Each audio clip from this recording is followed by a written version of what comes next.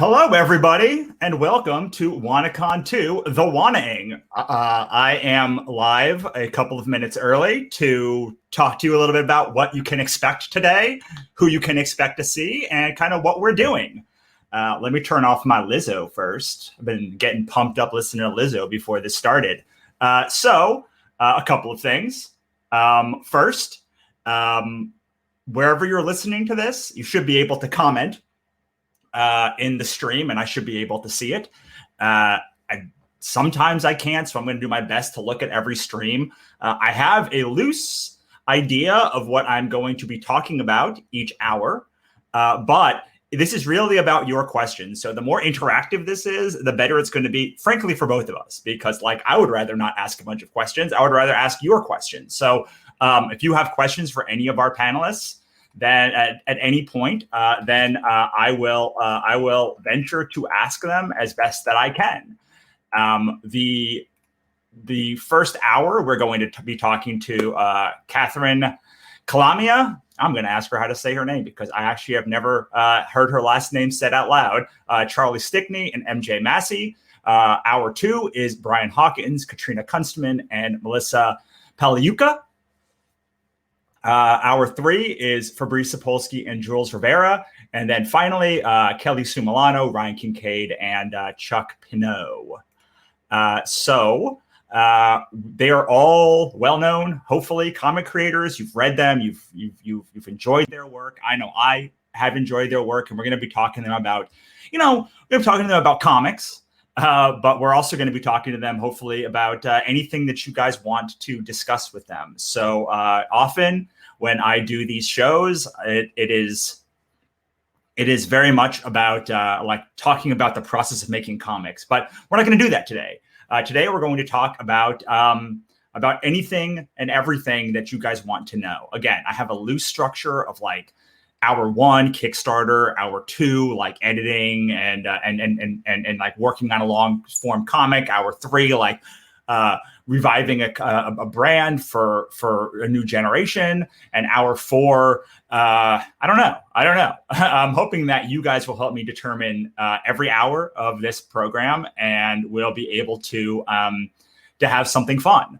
I'm doing this, after all, for you. Wannacon, the first time was kind of a celebration of Wannabe Press and the fans of Wannabe Press. And you guys have asked me to do this again in celebration of our new Kickstarter, which you can find at russellnovelty.com/BMH, or just going to Kickstarter and looking up Black Market Heroin. And we'll be going through hopefully all day, and I'll talk about our Kickstarter and sort of where we stand. My hope is that by the end of this, we're over $10,000. $10,000, we unlock a lot of cool stuff for backers of the Super Combo and above. But as I'm waiting for people to get started, I figure maybe I can talk a little bit about Black Market Heroin, which is my book with Camry Lapka. And unfortunately, she can't be here today. But fortunately, it is because she is in Iceland on vacation, which it sounds like yesterday or this morning she went and did some sort of witch museum. And so I'm very, very jealous, but I'm very happy I can be here talking to you guys. So Black Market Heroin is our brand new graphic novel. It is 96 pages. You can see some of Camry's work. It is our first black and white book that I didn't draw. Last year, I did release Gherkin Boy and How Not to Invade Earth, which were black and white. But this is the first time that I've done one with another artist. It is about a criminal who accidentally saves the Antichrist and has to keep her alive until morning. So a demonic cult can't use her blood to open a portal to hell and start the apocalypse. So it's really fun. I hope you guys check it out by going to the link below. I'm sure we'll have a chance to talk about that throughout the course of the day. But what I really want to do is talk to all of these creators. And let's see, I see one in the chat already. Let's see if they're ready and I can bring them on. Thank you so much. Someone said, love the story and characters. Thank you so much. All right, I'm going to bring MJ on. Hi, MJ. Hello, Russell. It's so great to see you. Good to see you too. I was able to, as the host of this thing, I was able to pick all of my favorite people to bring on the feed, and so I'm so happy that we could bring you on and that you were available. I'm very honored I made the cut. It's always like, when you put out the call, it's like, oh, Russell's so cool, but he's like so cool. And you still have me around anyway. So I'm always really appreciative to get on with you. Well, that's because you're so cool. It's very easy to keep you around. So while we're waiting for the other people of the thing, why don't you tell everyone a little bit about your work? And I'm going to put on the banner for this hour. Wonderful. Yeah. Hello, everyone. I'm Melissa J. Massey. I'm your fine purveyor of fantasy comics and tragic shenanigans. Right now, I have two stories ongoing. I have Black Ball, which is a 1920s magical murder mystery. And I have the series I'm going to be talking about today, The Alchemist of Aurelia, which is essentially wizards in the Ottoman Empire.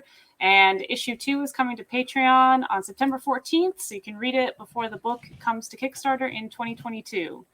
So you're not going to want to miss it if you want to get in early. What is the book about? So The Alchemist of Aurelia, the first issue was kind of more of a pilot concept. I was testing about a girl. She's a wizard in training. Her name is Nurie. She lives in like a fantasy version of the Ottoman Empire. And she impulsively decides to summon her own familiar because she's read it in a book. How hard can it be? I read it. Let's do this. Kind of gets disappointed when she ends up with a small lantern sprite named Shale. But the two of them learn to work together, and then they go hunt down a monster that's kind of terrorizing the palace, and they learn to work together and save the day. So issue 2 kind of kicks off the main story where a vengeful witch is coming to basically try to take over everything. So Nuria is going to have to go on a quest to try to find the atelier of the titular alchemist. That's where that guy comes in, because he's the only guy who has ever defeated a witch. Like, no human has ever killed one or defeated one or was successful, but this guy did it. So she's hoping that she can find something in his atelier that can help her stop this witch from destroying her home. Awesome. And what? Because I remember Black Ball, and I remember you're sort of like you're looking for a new story to tell. Like, what drew you to this one? Like, what out of the thousands of ideas that I know we talked about, like what drew you to this one specifically? Yeah, it actually was while I was working on Black Ball, which is more of a murder mystery character drama kind of thing, which I love. But I really miss doing that fantasy adventure aspect. And I just kind of came up with the idea. There was some kind of contest going on, so I just did it for that, and then let it sit and wasn't doing anything with it. And then I just decided to bring it to Kickstarter, see how it did. Part of one thing you know about me very well, Russell, is I'm a huge art history nerd. I love all that good gold leaf. Just slap it on everything. 6 different colors of marble. Like, just build it up. Pillars, domes. I love it all. So I really love Byzantine art, and through studying Byzantine art, I also got into Ottoman Empire art because they kind of came over and took over the Byzantines. So I wanted to do a story in that setting. Because it's fun. Like, it's fun art to look at. Like, everything's just over the top and beautiful, and to get to draw it and to put characters in it, it's really just it's for me to have fun with, obviously, but also, like, I want other people to see it and to, like, experience a setting they don't normally get to experience, because a lot of fantasy is in ye olden times, so just kind of bringing something new to the table in that regard, but also like still bringing great characters that you can love and a fun adventure and some heartbreak. I mean, it's me, it's all going to go downhill at some point, and everyone's going to be sad. So, well, it sounds like this story really, really kind of like turns into your art style, which is not, the especially the way that you color stuff is not traditionally comic art styles. So, how does the art like kind of play with the story? How do you use the art in this particular book to like kind of bring you more into the world? Sure. So I try to be very strategic to when I'm kind of going all out on, say, like the backgrounds, or kind of using backgrounds or like these architectural elements to frame important things. So for example, like later in book 2, without giving out any spoilers, there's a scene where one of the characters comes in and is coming into the battle that's happening. So at that moment, because it's impactful, because this character recognizes one of the enemies, they have some beef from the past. So in that case, I showed the whole hallway that the battle is going in. I showed, the dust is settling. There's just been explosions. So, there's lots of things going on. It's kind of drawing your attention to this particular moment where these two characters who have beef are seeing each other. And I've just gone into this explosive detail of this hallway and, the kinds of sort of like patterns and elements that would have been painted on the walls. And, what does that look like? And also, how does it frame, what this culture is that this kingdom is existing in? So it's kind of a chance to show that as well. So really bring you into the setting and also bring some importance to that moment. So those really big bombastic moments are the best times to bring in, like, let's just slap a big dome in the background, or like some really cool wall art, like really start bringing in the architecture of the setting to highlight those big important moments. I think that's great. And I've been following your work since all the way back to Vatican Assassins. And I think like you've become much better with each story about like kind of turning into your art style, if that makes sense. I don't know. I don't know if that's the correct, what you would say, but like, I think that each one, like really you get more, it's not that like your art style gets more refined, although I think it does. But it's just like you find these stories that are better and better at being expressed with the art that you make. Yeah, for sure. And it's also just getting more confidence and being more comfortable with myself as a creator.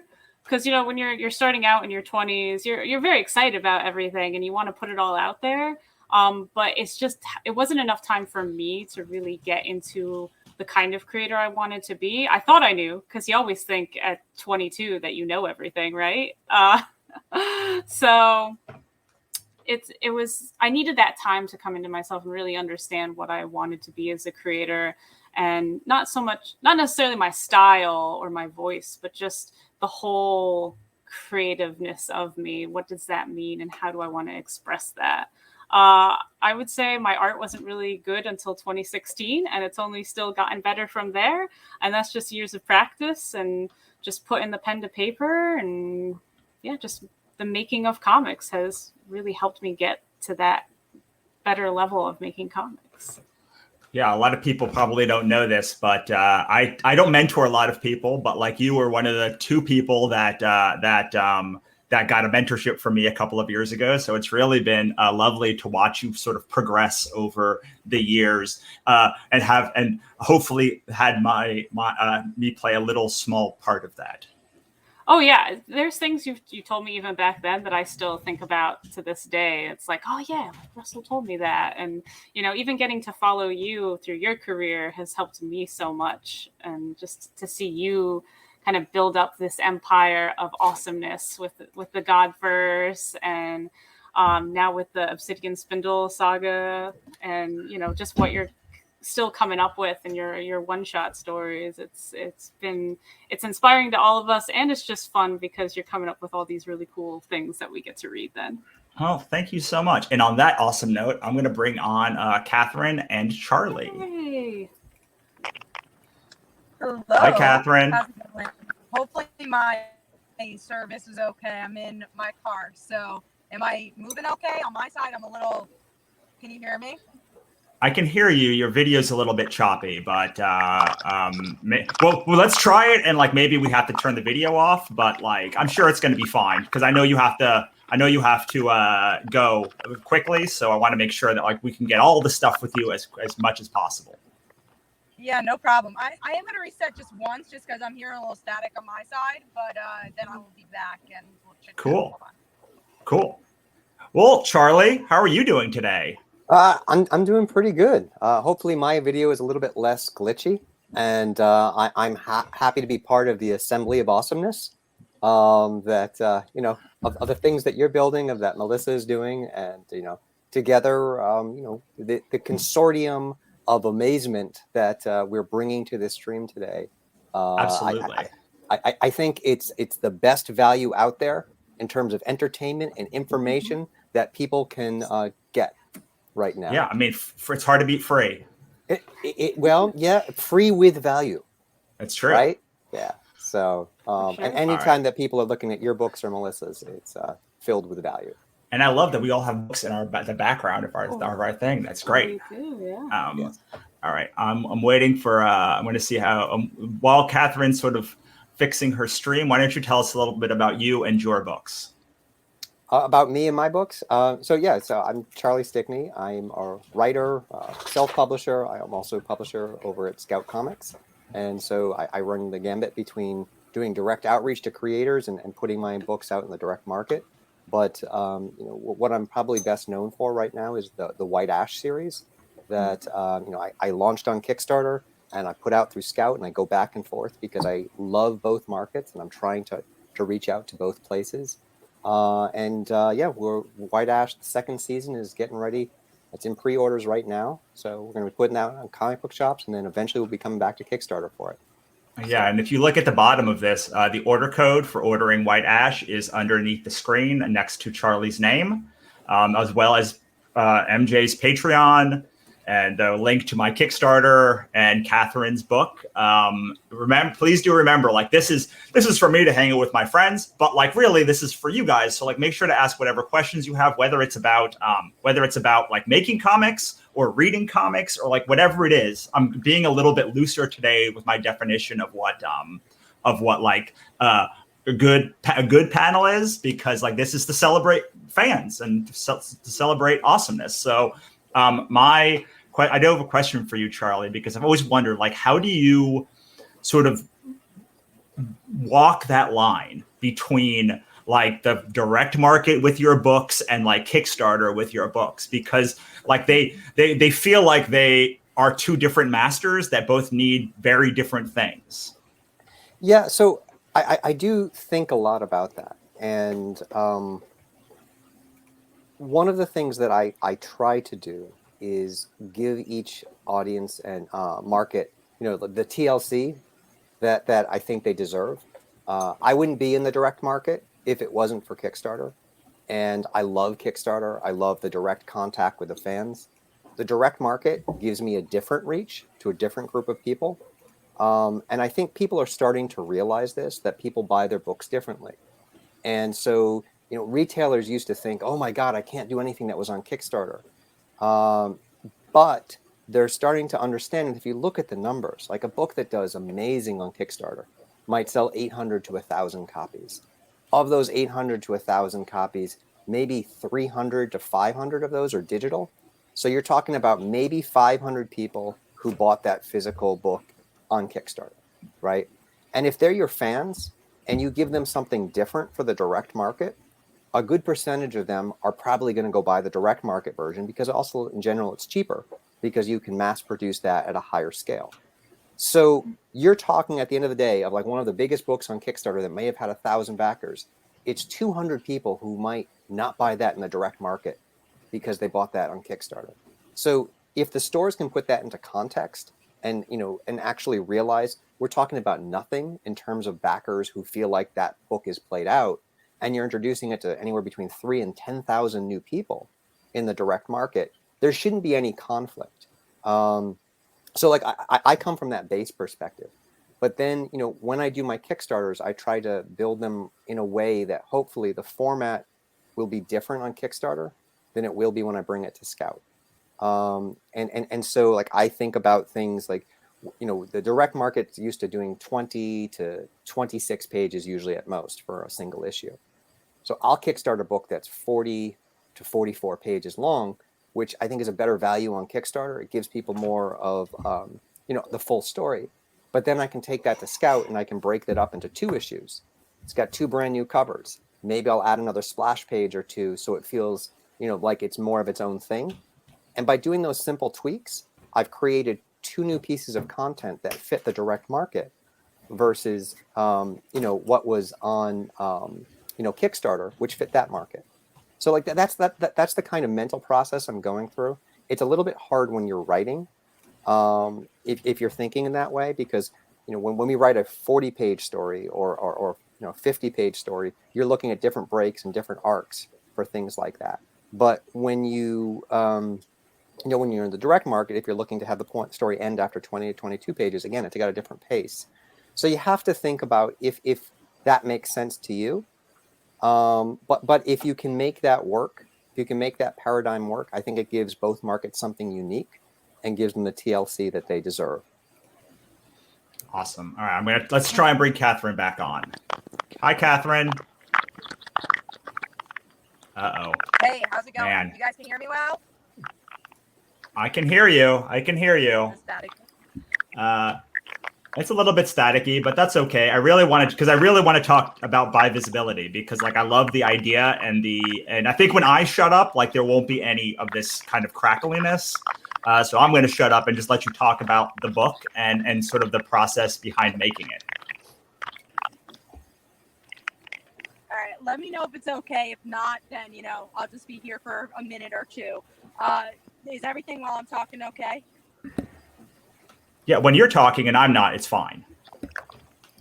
Okay, cool. All right, so I'll give a quick spiel. And again, thank you so much for having me on for a quick second. Sorry for the technical difficulties here in a mall parking lot, but I'm glad I was able to come on because I really did want to talk about the Kickstarter.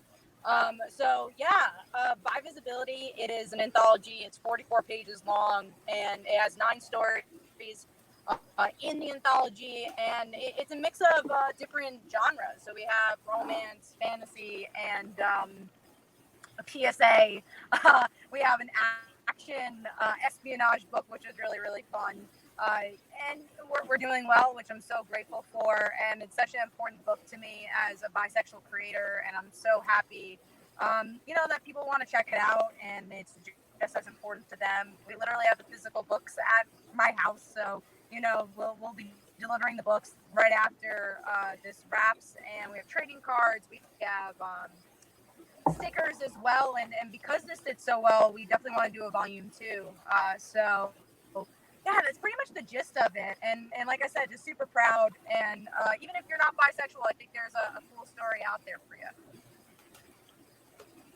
I am not bisexual, and I bought it because I love everything about this story. The art by Maru Davalos specifically is what like hooked me on it, but like all the stories just looks amazing. Thank you.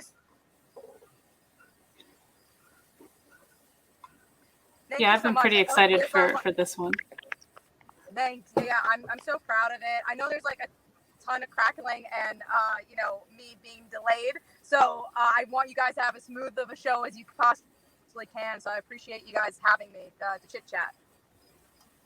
Absolutely, and I know you have to go. So if you when you need to go, just go, and we'll continue the conversation. That's fine with me. But yeah, I wanted to definitely bring it because I know I have a story, not a story, but I have one of my like the indie comics packs that you do. Like Katrina is part of this, so Katrina and several of the characters in the Godsverse Chronicles are bi. So like it's a issue, and it's something that I really care quite a bit about. Yeah, I've actually been fortunate enough to read a preview of this, and it's great. So if you're watching the stream right now and you haven't had a chance to pick it up, I'd say go back it immediately. The art is fantastic. There's some really great stories. And I think with anthologies, you never know unless it's done by Russell, whether they're going to, the quality of them, what the consistency is going to be. But like I said, I've read this one. The art is really solid across the board. There's some really great stories in there, so I suggest you pick that one up. Yeah, and I'll have to have Catherine on again when she has less crackling in the background, because she's really quite a and she was on one of our I think last Wannacon, or one of the things that we did, and she's great. But let's go back to Charlie and MJ, because they are also great, and I want to see if there's any questions. It doesn't look like there's any questions. CJ is really loving it, though. I think you guys have had two. MJ, I want to talk to you about the experience you had with Kickstarter. Sure. Hope you don't you go were on. part of my experience with Kickstarter, so It is. Well, like you had a Kickstarter that failed, mm-hmm. and I watched it fail, and I was like, oh my God, she's going to get so down about this thing. And like, I thought you had the absolute most amazing reaction to having a Kickstarter fail. Could you talk a little bit about it? And if you don't remember, I certainly remember it, and I think about it often. Yeah, no, I remember it too because it was my first time trying out this crazy Kickstarter thing. I never thought I could do a Kickstarter, but I did. It was actually with this book, so yay. Yeah, the first time around, I just I think I overshot a little bit my funding goal. I think that was a big part of it, and just the first time not really knowing how to best activate my audience and really kind of get them coming in the door and being a part of the campaign. So yeah, failed the first time. Actually felt pretty okay about it. Like there was a certain point where I'm like, this isn't going to fund, but you know what? That's fine. It was just fine because I realized looking through my dashboard and all this material I had on the back end, I had data. Like for the first time, I had this really solid, great data. And I'm like, I can use it. Like this is worth its weight, in gold. Like this is the stuff. This is the thing that as a digital marketer, because I work as a digital marketer in my day job, like this is the stuff you're always looking for. So, I knew if I had this, then I could rebuild again, just put up the page, shift some things around, change out what rewards I was going to do, get the messaging a little more solid and do a little more lead up time. And yeah, then the second time around, same book, different cover. I went with this cover. I had different art before. People seem to like this one better. Just asking my audience for some feedback on things, what they would like to see. And then when I launched, I funded in 36 hours. I'm like, well, crap, what do I do now? Like I didn't expect it at all. But having that first failed Kickstarter really helped me out so much. It was really... it was actually very much worth it to fail because I had all that great data and I had the groundwork laid that made this book the second time around a success. And I remember what you said after the end of that campaign. You said something along the lines of like, I can't believe 57 people or something like that, like bought the book. Like that was like amazing. And that was the moment I was like, she's going to be okay. Like it's going to be okay. Cause like, it could be very demoralizing to like have a Kickstarter that doesn't go the way you want. And like to have that kind of like presence of mind to be like, wow, look at all of these people who like believed in it. Yeah, I didn't make it, but like, look, and now I can money at me. Right. Exactly. Charlie's had a little bit different experience with Kickstarter. I know. But like she talked a lot about data, and I'd love to hear a little bit about how you use sort of the Kickstarter data to like make your next project stronger. And also whatever you have to say about what MJ said. Well, I think it's something that's really important about the experience that she had is something that a lot of new creators coming to Kickstarter don't know. And, you think that maybe if you just put your project on Kickstarter, that it's going to find an audience, right? And the difference between the first time when you did it and the second time when you did it is you already had 57 people who wanted to support that project. So having those 57 people come on day one makes all the difference versus having those 57 people come on over 30 days. Because like a lot of things on the internet, it's algorithm based. So if there's that surge on day one, that helps Kickstarter promote it. It helps other people find the book. So I think what a lot of, you need to have that surge when you start your Kickstarter. And whether it's you have a giant mailing list, whether you have a track record on Kickstarter, or, what I did when I launched my very first project was I reached out to about 100 people I knew. And I said to all of them, I said, hey, look, I'm going to try this crazy thing on Kickstarter. Can you please, please, please back me on day one? I don't care if it's for $1. I don't care if it's for $10, $20, whatever you feel comfortable.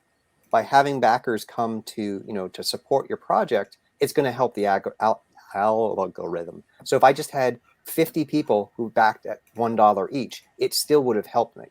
And so that's what I did for my very first project. And like day one was 90% people I knew, maybe 95% people I knew. But the rest of the campaign was probably 80% people I didn't know. But there was already enough investment in the project that people coming to look at it would say, oh, there's 75 people who've already backed this, 100 people who've already backed this. And that gives you a place to build on. So I think, that's when you look at what happened to you, I mean, that's probably a big part of it is all those people came back at the very beginning. So, when I look at, my campaigns and when I'm thinking about what to do, I always think about how do I generate that initial surge on the first day? Is it early bird rewards? have, do I piggyback it on the end of another campaign? That's what I was doing originally for the first couple of campaigns. When I was sending out the rewards, I'd be like, hey, this other campaign is going to be alive in a couple of weeks. Don't forget, come back. And then I would do an early bird reward. So I would do things like that to try to pull the excitement from one campaign to the next campaign. But in terms of like pure data and what I look at, I mean, again, I'm very fortunate to come from a place where after my first campaign, every campaign is built upon that. I don't anticipate that's always going to happen, that I'll keep adding backers. The last campaign I did was insane. That will probably be the biggest campaign I ever do on Kickstarter. But it might not be. I don't know. So I won't count on the next project getting all of those people. I won't even count to the follow. This is a book called Glarian. The second issue doing that well or doing better, because second issues sometimes just don't have the same, don't have the same energy as the first one. But I think it's about people who like your book. It's about looking at the elements from your campaign that people like. I'm always looking at other campaigns to seeing what's doing well. I'm trying to evolve how I lay out my page based on what I see the changes in terms of the Kickstarter market. I try to take what I learned from the direct market into the Kickstarter as well.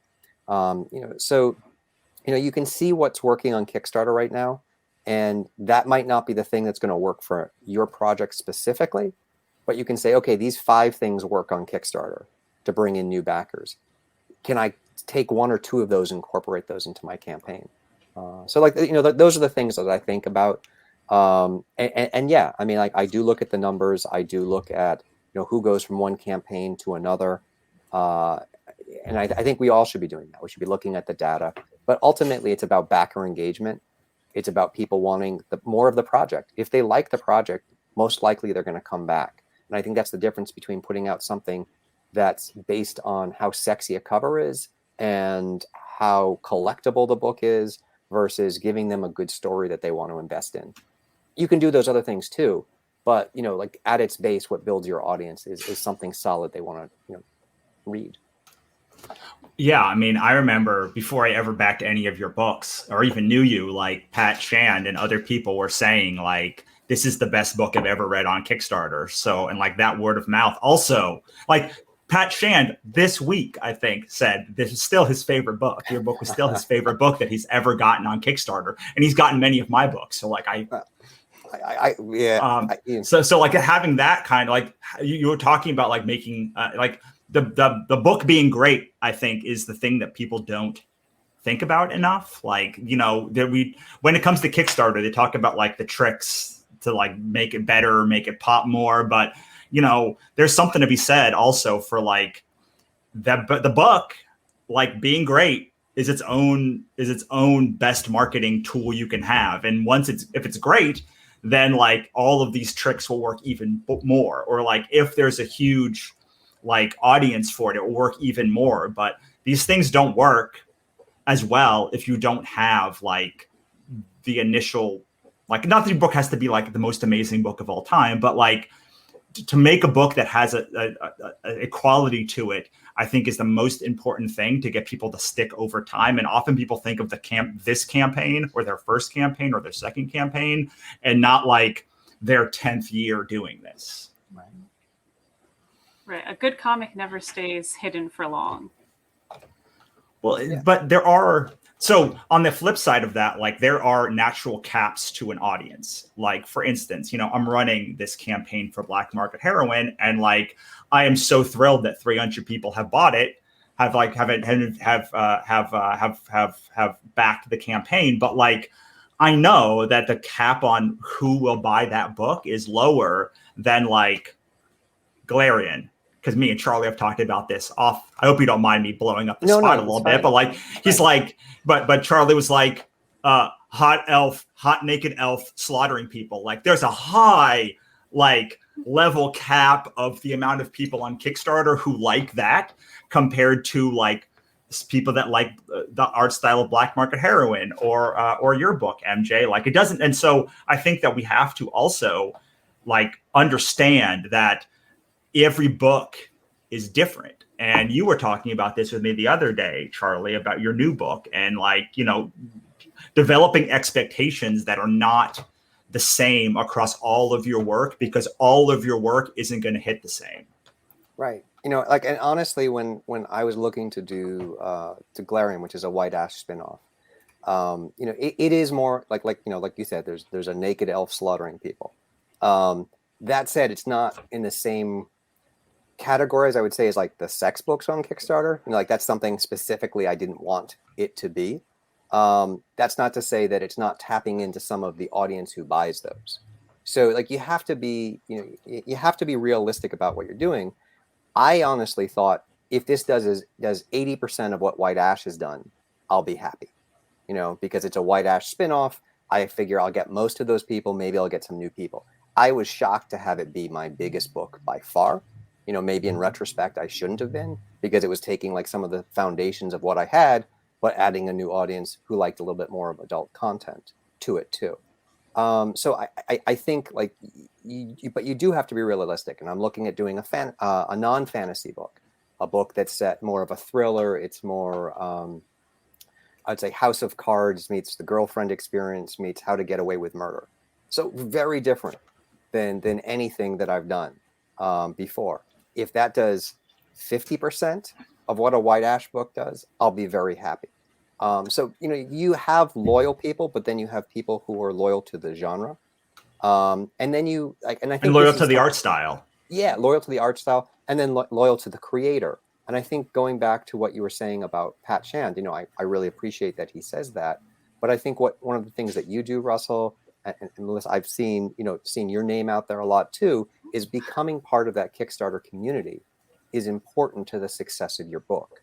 If people feel like you are a part, if you are supporting other projects, if you are on podcasts, if you're supporting other creators with your project updates, if you buy into that, there are creators who will support you no matter, most of what you put out, right? They want to support you because they know how hard this is to do. So buying in and becoming part of that collective, where we raise each other up. I think that's the other secret. You can't just be there for you. You have to be there, and you have to buy in, and you have to help other people, because then, they like you, right? And they want your project to succeed. And that's the real press that gets out there is, oh, this creator is worth supporting because these other creators are supporting them. Absolutely. And it is a fabulous community of supportive creators. We actually have a back channel where we all chat with each other when we're having projects come up, so that we can know to support each other, and I'll put your project in my newsletter, I'll share it on Twitter. And that too is very invaluable, just to know that you as a creator are not alone. And then also that you have these great connections with other people who are in it just like you. Yeah, absolutely. So we have our first question. Yay. Thank you, CJ. Okay. So CJ asked, how did it feel starting out within your world? You can take that however you want to. I'm not going to tell you how, unless I'm just going to let each of you talk. So Melissa, how did it feel starting out in your world? And then we'll go to Charlie. Yeah, I'm not sure. Is it building my comic world or in my life? It says genre world, so I'm gonna say you're the fantasy world that you have created. And if you want to take that as how did you go about building the world from scratch, or how did you land on it? However you want to take that. Sure. Actually, yeah, this would be perfect, because this is I've done a lot of world building for Alchemist, actually, which has been really exciting for me. Black Ball didn't have as much. It's it's an alternate 1920s and there's magic. Don't ask about the magic. I don't know how it works. But for this one, I really dove in. Part of the reason I had to dive into the lore of the world and why the world is as it is because they're trying to find where this country was, to find a specific place in the country. And it's well, why can't they find the country? We know today in our world where ancient countries generally were. So are these people just stupid? What's the reason? So it's oh, what if there was an event that kind of wiped the map and they had to start over? That's where I got the idea for, there were these two pantheons of gods that warred over the world, and the new guys won. And then they were we're starting over. We don't like anything that's here. You're gone. So that's why they're having trouble finding this country, because it existed before this pantheon war came about. And from there, I was able to build out well, what does that mean for the world? What happened when all these new countries had to form because the old countries were gone? And like all the stuff that was there, where is it? It's still out there, which kind of informed, other parts of the timeline before this story. So maybe there's a spin-off, I don't know. And so it was just, once I got that main point that related to the main conflict of the story, like trying to find this thing and why they can't find it, everything kind of started naturally building out from there. Like, well, if this happened, then you can surmise that this happened in this, and your timeline just starts building out, and then your world starts becoming fleshed out as well. Yeah, it's so interesting because I think that the Gods verse came exactly like that. It was like, okay, I had written Katrina, and then like people wanted more stuff, and I was like, okay, where does this go? And like the one event that I decided, I was like, all right, if this is the event, like if the apocalypse happened here, like I have to build out the world from this moment, and this one choice led to like every other domino falling down. Charlie, do you want to talk a little bit about how you built the White Ash world? Sure. So and so for people who are just coming new to White Ash, I mean, it's a fantasy series set in rural Pennsylvania. Like I think think elves and dwarves in coal mining country. And so for me, like at its core, I was starting to think about that the forbidden relationship between a young elf and a young dwarf, and in my mind it was like, oh, there's a CW show right there if it's set in our world, and we haven't seen that before. And then it was like, how do I develop this? Is it best as a comic, a TV show? And so I went down the path of like thinking, what would the comic version be? And I kind of fell in love with that because with comics you can do things exactly the way that you want them to do, which I think is just a wonderful thing, and it's a freedom you don't really have in almost any other media, because you need comics are expensive. But when compared to making an animated series or making a television show, it's so you can do exactly what you want as a comic. So I started building that out from that concept. There's a forbidden relationship, but it's set in our world. What would why? Why now? Why is this the important moment in that relationship? How do these people get there? What's the world that's built around them? Because I love fantasy creep. As a kid, I adored high fantasy. Obviously, Tolkien, Lord of the Rings, those were, like my touchstones. I loved Terry Brooks, loved Piers Anthony, who as an adult, I came back and was like, oh, this is problematic now. But I loved big fantasy. But as I've got older, I think that, fantasy that's accessible has a wider audience than fantasy that's just high fantasy. Unless it's Game of Thrones and you find a way to bring it to the masses, which is really difficult. I think having something relatable like Harry Potter, right? Harry Potter is that world that's set in our world, which is just one step away. The Magicians, the same thing. So like for me, I wanted to build a fantasy world in our world that was just one step away, so it could feel relatable and have the characters dealing with things that we all go through. So like White Ash at its core, it's an immigrant tale, people whose parents were immigrants, and they're figuring out what their place is, what their identity is. So like that at its core is what it's really about, but it's in the trappings of a high fantasy set in rural Pennsylvania. What I love about what you did was like the minute that I saw like the dwarves were like the working class people in the mine, and the elves were like the aristocrat people, and you were telling kind of like a Romeo and Juliet story between them, I was like, I get it. Like I got it within 10 pages of the first issue. Yeah, it was one of those things when I was building it out, I felt like this has got to have been done before, right? Because it felt like something I had seen before, and I still haven't seen it. So I'm assuming this is the first time it's been done.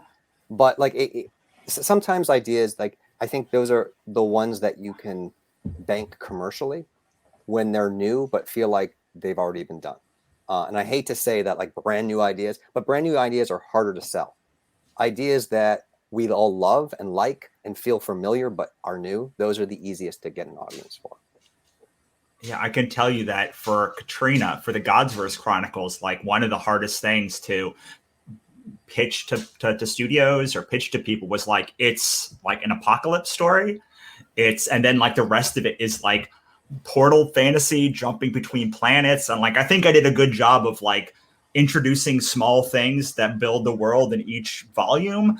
But one of the things we did with Black Market Heroine is like, I was like, I need a better entry point into this world, something that is like relatable to people's experiences. And while like accidentally saving the Antichrist is not like a thing most people can relate to, like the sort of transporter-esque story, you know, of like a person who's a criminal who's like paid to like do this bad thing and ends up with like having to save a innocent person is like a very like traditional story. I added like demons and magic and all this stuff that I had not seen before, but I overlaid it onto something that you have seen. And I think that hopefully makes all the difference when it comes to not so much fans of the Godsverse, but like talking to new people, which is the hardest part. I think I've found that I've been doing this a long time. And the thing that I did not realize when I first started was how important it is to give your fans an easy way to talk about your series and enter the world. So like people would ask me all the time, and they still do, like, what is the book that I tell people about? I don't know. Like it's all great, but it's like all over the place. And like that made it hard. That makes it harder to go out to somebody or like a fan to tell another fan, go buy this book. Like this is the one. If you like this one, you'll like the rest of it. And so a lot of the Godsverse Chronicles that's coming up in the next 6 months is these are the things that you already love. And if you love the series, you're going to love it. But like, I'm adding a bunch of prequel stuff that makes it easier to talk about the series as we lead up to the apocalypse. All right. CJ has another question, which is a very common one that you guys must get all the time, which is, would you think of making your comic an animated series? Either of you. MJ, go ahead. Sure. Yes. If it was going to be adapted to anything, it would have to be animation. Actually, you know, when I'm plotting out the stories in my head, sometimes I go through it as if it were like from an animated series, and then that also helps me figure out like the camera should go here when I'm drawing and laying out stuff. So, yeah, it would be awesome. But right now, I just really love making my books and drawing my characters. So. Charlie, this is your this is your main mode of medium, or where you came from. So I worked in animation. So for me, I know that version of White Ash. If we want to do it that way, I think it's interesting because like Netflix right now is trying to get into adult animation, trying to do more of that. They had their Sex and Robots series. They've got some anime on there. But, you know, they don't have too many mainstream animated programs, and they often don't put, you know, all the anime into the algorithm to show what the top 10 is, because those shows are actually watched so much more than a lot of their other content. But they don't want it to be all animation across the top. So I think there's an exploding market for animation. The problem is a lot of the big American companies don't really understand that market, and they don't understand how to do it well. So we're kind of in this like in between time. I think you're going to see some more of these things coming forward. I also write a book called The Adept with co-writer Tasha who's amazing. She is right now show running a new Lara Croft animated series for adults that's going to come out probably next year, and I feel like that's the kind of thing that's the end point, you know. And if that does well, you know, like they're doing some of these Witcher spin-off animated series, if these things keep doing well, it's going to make the market for adult animation go beyond King of the Hill, Rick and Morty, and things like that, you know, because right now it's animation for adults has to be comedy or it has to be anime. There's not that third category that I think, you know. So once we start getting some hits like that, then everyone's going to be looking for the adult animation. But I think there needs to be the confidence to invest the money in it in this country. all around the world, it's big. But I think that's what we're waiting for, is a couple more hits, so the rest of us can start making some of these shows, as animation. Well, and it's great that What If is doing well. We have to see the final numbers. The Into the Spider-Verse was like an aged up, like all ages story. There's a bunch of them coming out, but one of the things that I was talking to a friend yesterday, they were like, they said, are we to the point where, like, if you make a decent comic, it's just going to get optioned? And I was like, no, that was 15 years ago. Like, we lived through that. And he's like, but there's so much stuff that's coming out now that is like from that based on comics. And I was like, yeah, what you're watching is stuff that was optioned 15 years ago and is now finally coming out. Like the studio system currently is like not buying stuff because they have not put out much in the last year and a half. So like it's not that they're not buying, but like a lot of the stuff you're seeing now and everything, like, it's not everything that you're seeing now is probably coming from something that was optioned or put into production 5 years ago, because that's just how Hollywood works. And so like most stuff gets optioned and then like it gets pitched, and then it doesn't get bought, and then it has to go back pitched, and then it has to get retooled and pitched and new elements brought on and off before it finally is put together. Then it's got to get in a production queue, and then it's got to get on the schedule. So, most of the stuff that you're looking at is stuff that was optioned, and it's big stuff, like big projects that were optioned years ago. I think we've already gone through that world where anything that is a comic is going to get optioned, because I lived through that world. Yeah, I think Russell, you're really right in terms of the backup right now. Thanks to me working at Scout, I have a lot of inside knowledge on some of that and what things are being optioned and what's not. And this is for any creator out there who's looking to do something on Kickstarter and hopefully get their thing turned into a series. It takes forever. And right now, because of the pandemic, because they weren't able to do production, the studios bought a lot of content. They're not buying things right now. They're not greenlighting projects. Like we had a book at Scout that had an A-list actor with an overall deal at Amazon. And that actor was attached to one of our books that actor was going to star in at Amazon, where they had an overall deal and Amazon passed on it. So it's like that's about as good as you can hope to bring in as a package. Especially when they have an overall deal and they're, the studio has to buy something from them. And so if they're not buying it based on IP with the actor attached to star in, I don't know. It's just a really hard time right now. I want to talk about also companies like Radical and such, which made their bones coming in as like the company that was making a comic to make the movie. And like, we've all met that person. And like, I think making you have to be making the comic or the novel or like whatever you're making to be successful in the medium that it's in, because the odds that you're going to hit it are low. And the odds that you're going to hit it and actually make an option that's more than $5,000 are almost like non-existent. And so, and then that option becoming a show and it all happening for you is so small that, for me, at least, when I think of making an animated series of my books, like I would love to, but like I am 100% concerned with making a cool book, which means that I make different choices. Like I make choices that are really cool for a book or a comic, but might be unfilmable as a television show. Yeah, and I do think that you have to think about being realistic with these things, and you have to make the thing as a comic because you love making comics, because that's going to show through if that's not what you're doing. If you're turning a script into a comic to have something to sell to Hollywood, you can see most times that, and it's not something good. And then like on the flip side, the more of the comic that you have, the more valuable it is as a piece of IP down the road if someone becomes interested in it. So, I just think, make it for making it as a comic, make it as good as possible, make as much of it, build your audience. And, if those things keep happening, there's someone who's going to be interested in it at some point. And then it's about choosing the right partner going forward.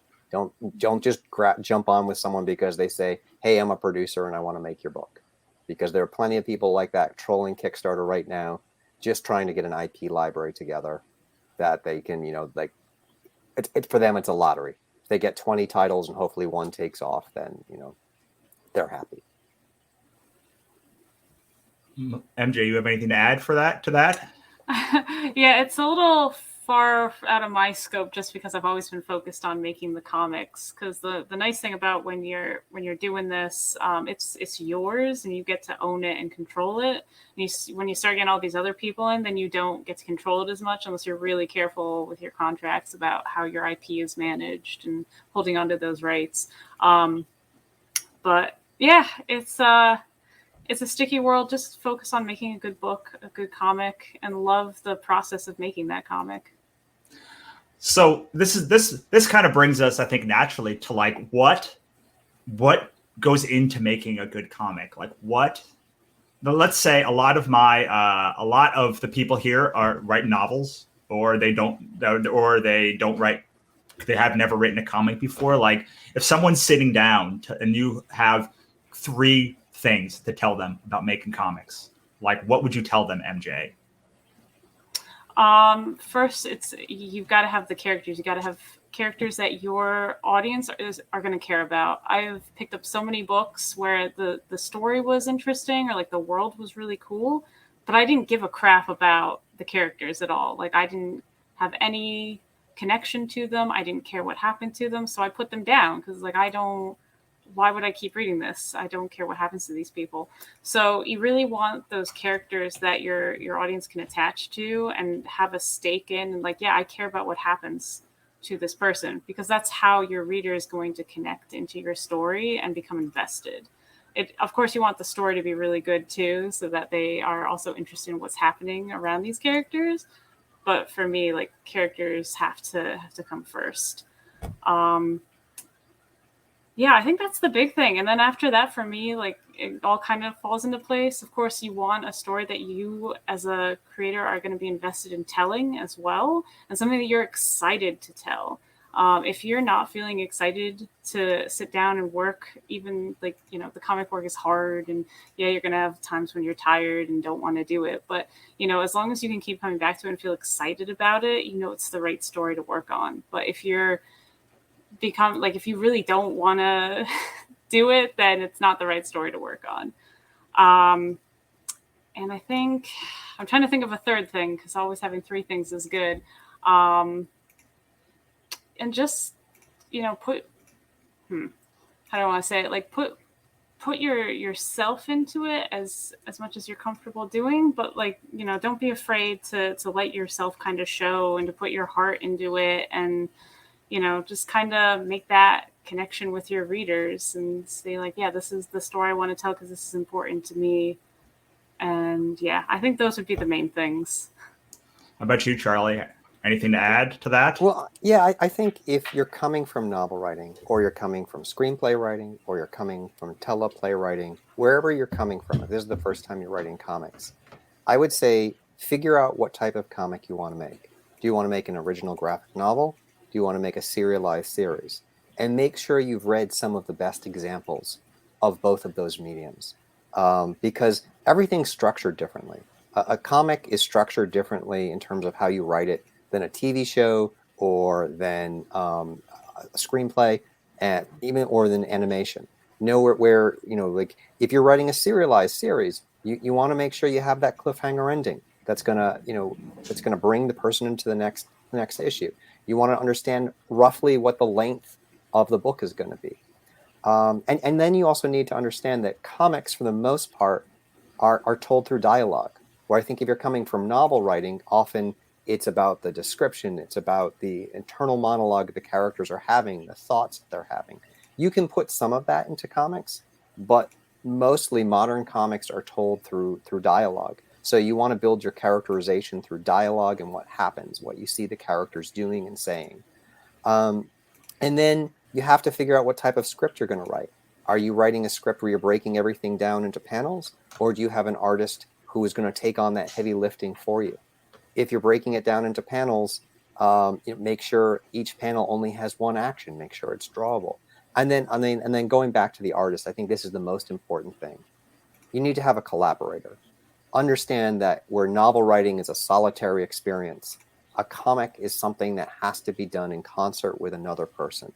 And they're going to bring things to it, and you need to choose the right person for the vision that you're doing, who pluses what you do, who fills in your weaknesses, and that you have communication with them, so you're both on the same page.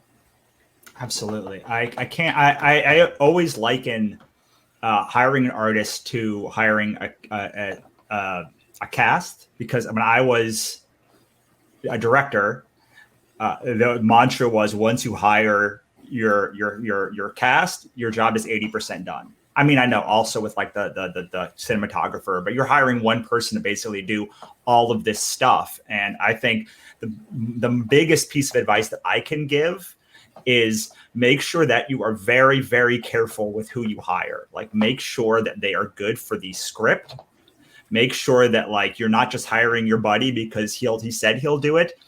Make sure that the person has done work before, like of a high caliber, and make sure that like you can work with them for the long haul. Do smaller projects first. Like, don't do the big project. Make sure like if you're doing 50 pages and it's $500 a page, like it's probably going to be pretty hard to like make that up. Like even on a Kickstarter, even if it's like John Romita Jr. doing it, like it's just going to be real hard to do to make that happen. So you need to balance all of these things of like getting the right artist at the right art style for the right price, and knowing and having them kind of understand the vision of your book. It's the most important thing, because who you hire is going to determine how high you can go, like what your cap is on Kickstarter, like what you can make. Unfortunately, on comics, it is about art.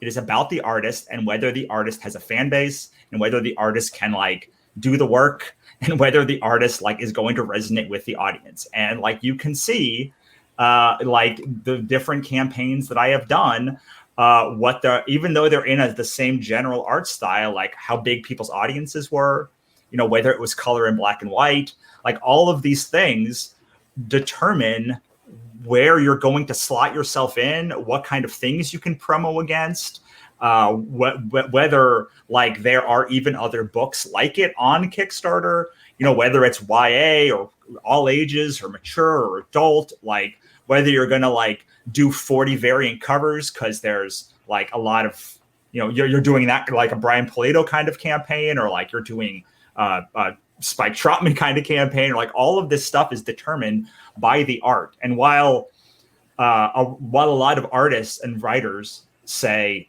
creators who are not artists like kind of get down when someone goes like, I love the art, and like they don't talk about the story, like you hired them, or like you, if you're MJ, like are the person who's making the art. But specifically, like if you're not the artist, like you hired them, like you made the piece together and they did the art. But like if people love it in concert with your book, it's because like you made a good hiring decision, as opposed to a not so good one, or you put the wrong person in there, or you hired someone who did illustrations but had never done sequential work before, or yada yada yada down the line. And also, the art is telling the story too. So I don't want writers out there to get discouraged, because this artist is taking your vision and making it come alive. So when someone tells you, oh, I love the art of the book, and you didn't do the art, well, in a way you kind of did, because you wrote the story that the art is portraying. So they're kind of also complimenting you too. Yeah, and telling the artist where to point the camera. Like you're the person that's writing the 5 panels and saying, these are the 5 panels that like go in the story. And, any book is only any comic is only a very small collection of the total what the story is. And part of how the artist tells the story is based upon you. And yeah, so it's It is the absolute most important thing. It would be like hiring for a movie and just picking a guy at the liquor store who can shoot a camera as your cinematographer. Yeah. So, go for it, Charlie. I was just going to say, and I think, and again, remember it's a collaboration. Like always think of them as a partner, which is hard because especially as a writer, you're often paying them. But if they are your partner, if they're invested in the project, they're going to do their best. Like I always try to make sure everyone who's working on something with me feels like we're all partners creating this thing together. Because without them, it wouldn't exist. So yes, I came up with the script, the concept, but without them, no one wants to read what I just put down. Well, maybe my mom, but aside from that, no one else wants to read that. Right. All right, we're nearing the end of the hour, so let us talk about your books one more time. Let us go start with MJ, because I know you have a Patreon too, and then we'll end with Charlie, and we'll talk about your the order cutoff that you have coming up. So yeah, kind of like I mentioned before, I have 2 ongoing series. I have Black Ball, which is a magical murder mystery in the 1920s. You can see in the middle there, about a girl trying to figure out who murdered her sister and getting caught up in some shenanigans along the way. And then I have The Alchemist of Aurelia, is my Wizards in the Ottoman Empire story. It's a fantasy adventure, and issue 2 of The Alchemist of Aurelia is coming to Patreon on September 14th. If you sign up at the $5 level or higher, you will get access to the entire book. It'll post a page a week. You'll also get to read issue 1. If you haven't read issue 1 yet, it's also on there. You'll also get art videos, behind the scenes looks. I'm going to be posting a lot as I'm working through the rest of the book and getting things together and making some new art. So yeah, you can catch that there. You can also go into my store. It's gumroad.com/MJ Massey, and you can get all of my books that have come out so far in digital and in physical. There's 3 issues of Black Ball, and issue 3 is a double issue, so it's 60 pages, which is a lot of comics. And there's also, you can get The Alchemist of Aurelia issue 1, and there's some other illustration packs and other comics and things. You can get Vatican Assassins if you want to read it. It's my teenage demon hunters fighting demons for the Vatican in churches. Because I really like epic architecture and just wanted to draw a lot of battles in churches. Awesome. All right, Charlie, let's go to you. So right now, White Ash Season 2 is in previews. White Ash Season 1 actually just hit comic shops and bookstores and Amazon as a trade paperback. So that's available everywhere right now. So you can read Season 1, and then tell your comic book shop you want to order Season 2. They can do it through Diamond. They can do it through previews. Yeah, that's the cover to Season 2. We also have Jay Lee variant cover for the first issue, which we're really excited about. But yeah, it's coming out. Tell your shop you want to get some White Ash. They'll either hook you up with the trade, or you can order the trade online. Is this the trade number? Is this to order the trade? Hold on 1 second. Yes. I want to order it. This is the trade. All right. And you can actually, not that I want to send people to Amazon, but it's on Amazon. It's on the Scout web store, and your local comic book shop will also have it. But yeah, Season 1 is that poster that you were looking at. There's a lot of, there it is. There's the trade. But yeah, so it's in previews right now. Just tell your shop that you want White Ash added to your pull list. They'll figure out how to order it, hopefully. So is this the first half of the hardcover, or no? This is so like that is basically the same thing as the hardcover. What's coming out through Scout right now is a whole new arc, 8 new issues of all new White Ash content, starting with this issue. So it's so we're going to Scout first with this, and then I'll be coming back to do a hardcover volume down the road on Kickstarter. All right, so you're going to release all the singles with Scout, and then you'll do the hardcover on Kickstarter as the thing. Yeah, just because I want to make sure both audiences still can get things. Right, and it's a little bit cheaper for people to get the single issues through their comic shop because they can get them for $4 or $5. This first issue is a 44-page issue, so it's $5, which you can't do on Kickstarter. but I can do that through the direct market. So I want to give people options, but we will be going back to Kickstarter for the hardcover, collecting the second season. And I'll be in Kickstarter probably another month and a half with a new series. So, give me a follow on Twitter at Charles Stickney at Twitter, and I'll keep you updated on White Ash. And I love to also promote other Kickstarter creators. So if you're a Kickstarter creator and you have a project that's live, hit me up. I'll at least give you a retweet and help get the word out. It's true. He will. All right. Awesome, guys. Well, I am going to say goodbye to both of you. Everyone say goodbye to Charlie and MJ. Thanks for having us on, and have a wonderful convention. And everyone go, join Melissa's Patreon and back Russell's book right now. Thank you so much. All right. Bye, Charlie. Bye, MJ. All right. So let's get a quick update on the Kickstarter. So the Kickstarter is at 98.30. We had another backer last hour. So if you have not backed yet, please go to the link down below. And I am going to right now take a quick break. And then I will be right back in a couple of minutes.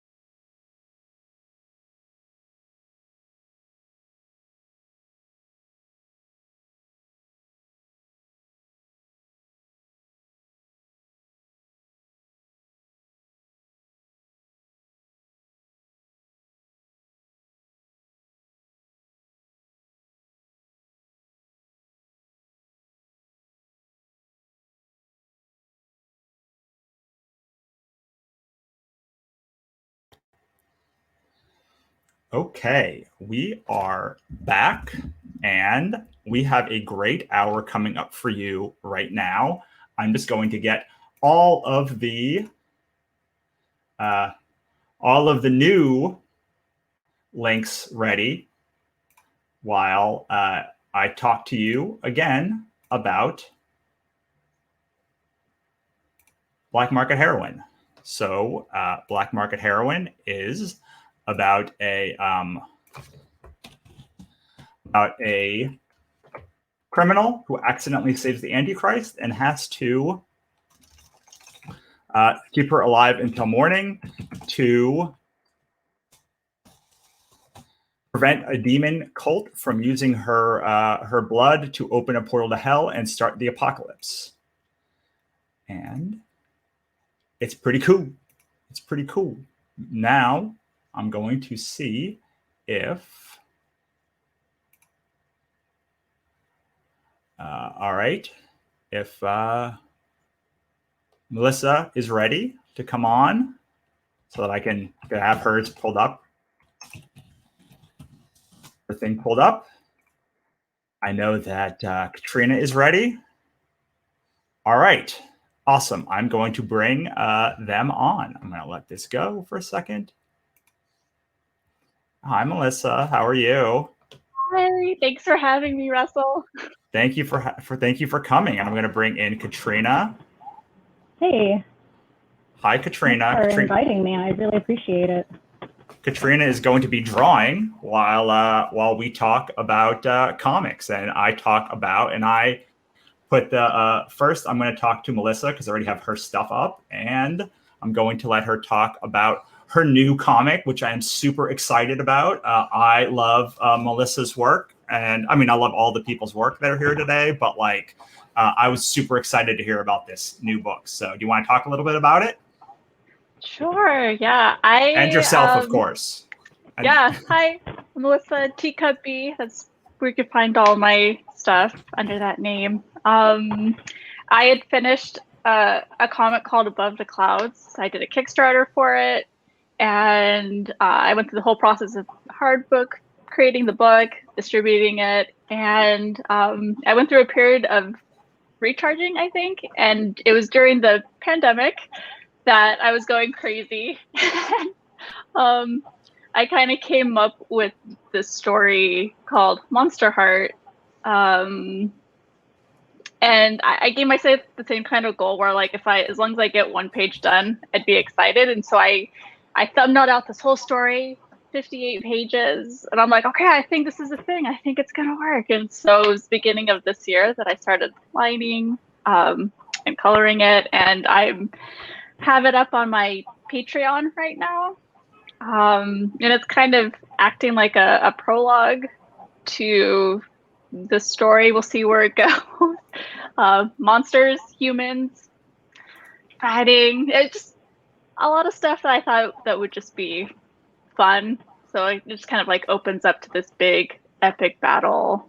Yeah, that's what I'm working on. Well, it looks amazing, and I've been enjoying it as a subscriber to your Patreon. So, all right, I'm going to now go over to Katrina. Hey. And Katrina, let's talk about what you're up to. I have been working on the same comic for 7 years as of Monday, which sounds like a really long time, but I write and illustrate it myself. I've got some pages on the left-hand side of the latest issue, issue 13. It's all black and white because when I started it, I couldn't really render in color as well as I can now, but since then I taught myself or learned how to do color without really panicking about it. You can read Warhead on Webtoons. It has over 300 pages. It'll probably be about 600 to 700 when it's finished, and I'm about 2 to 3 issues away from finishing volume 2. Volume 1 was about 206 pages, so it's about 200 or so per volume. Part of the reason that it takes so long to tell is that I really embrace a cinematic storytelling style. And the art has evolved from the start. I haven't gone back or made any revisions to the pages. So the original art looks a little bit more rough and graffiti-like. And then in the years since then, it's become a little bit more clean. And, you know, I understood line weight a little bit more and things like that. But I really embrace show, don't tell from cinema and from TV, because I went to film school as a screenwriter originally.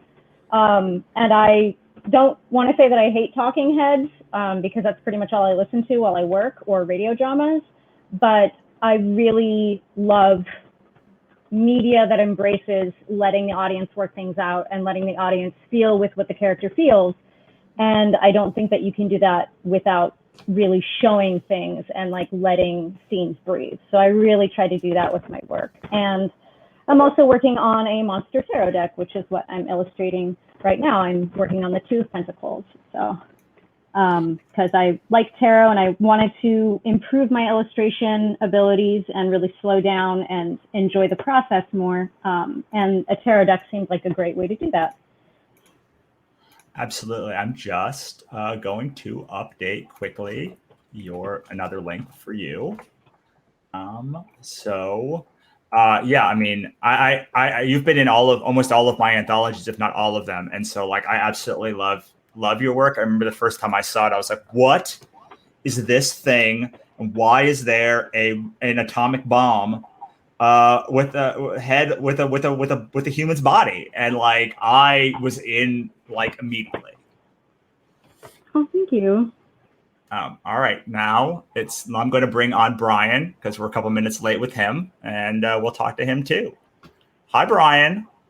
Hey, Russell, what's going on? Hey, guys. Hey. Hi. How are y'all? We're super excited. We want to talk to you. We want to talk about this new book you got. So tell us about The Lunatic, the Lover, and the Poet.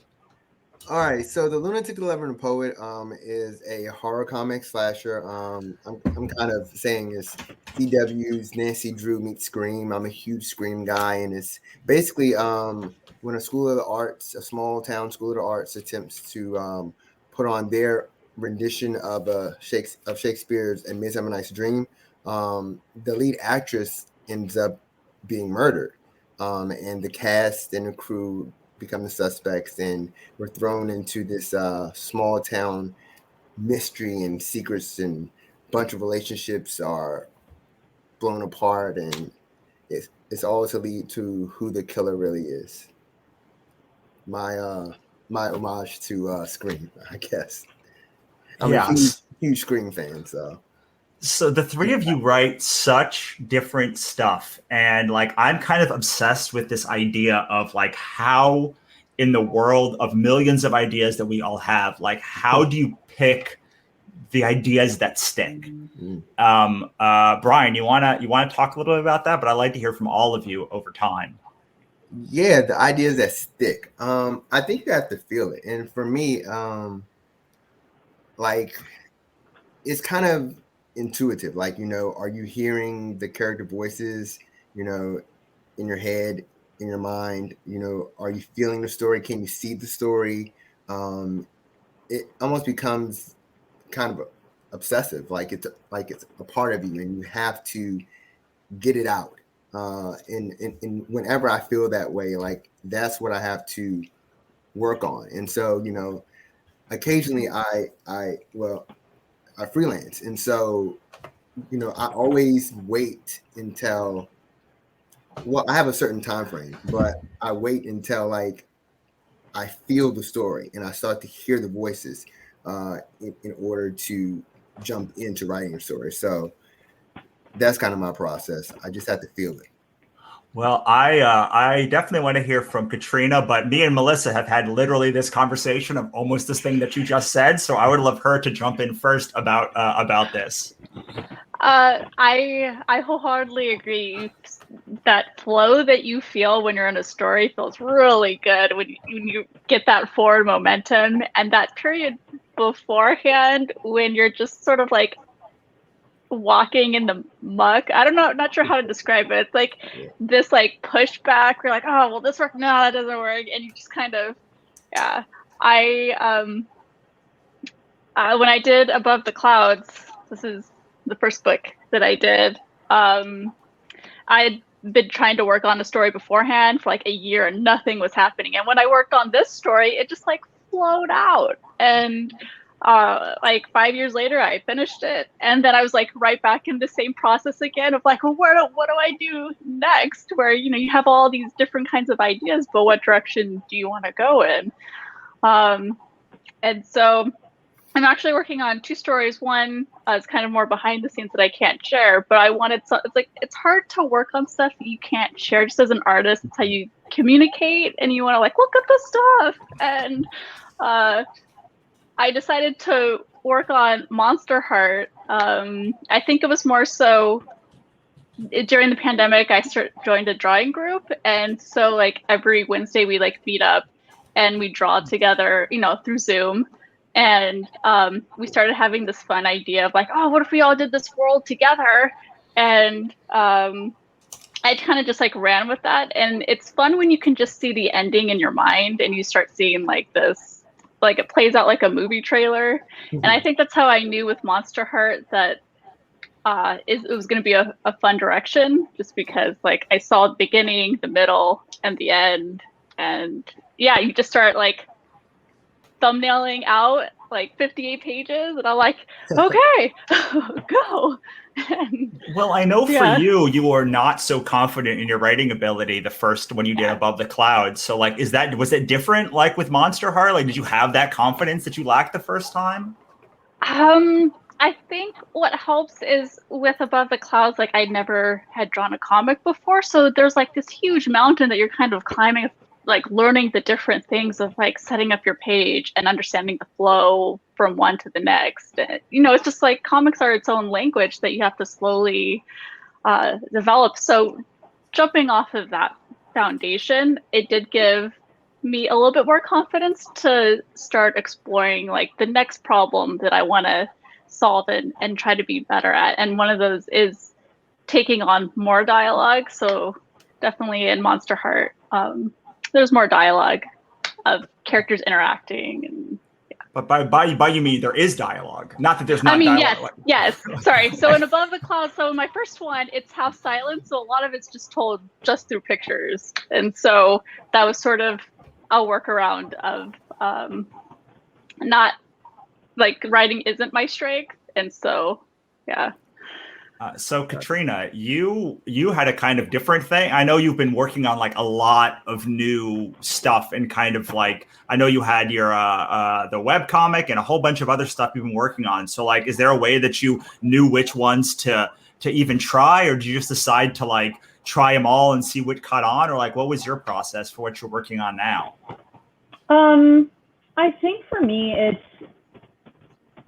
there's no project that I wholly abandon. I think Warhead was the first comic project that I ever did off the back of finishing a novel after my screenwriting degree. And for me, I didn't go into screenwriting mainly because I was intimidated by doing it down here, and comics seemed sort of like the best way to blend my skills together. And Warhead was something that was like a really emotional idea that was born while I was doing screenwriting, kind of like out of stress, just the concept of a guy with an atom bomb for a head. And I sort of tinkered with the script while I was writing my novel. And then when I was finished with the novel, it is unpublished. I don't think it will ever see the light of day, and that's okay.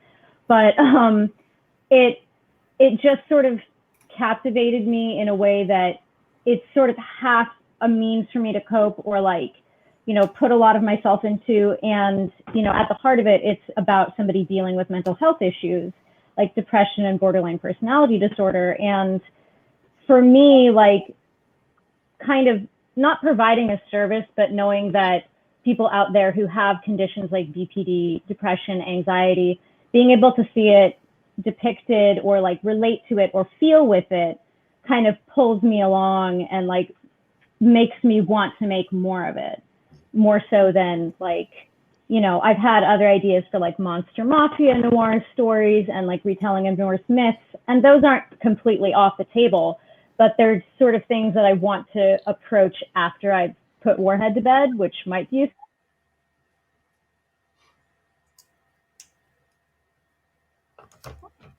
I'm not sure if we lost Katrina or she actually had nothing more to say, but I'm going to ask the next question and just assume she's going to be there.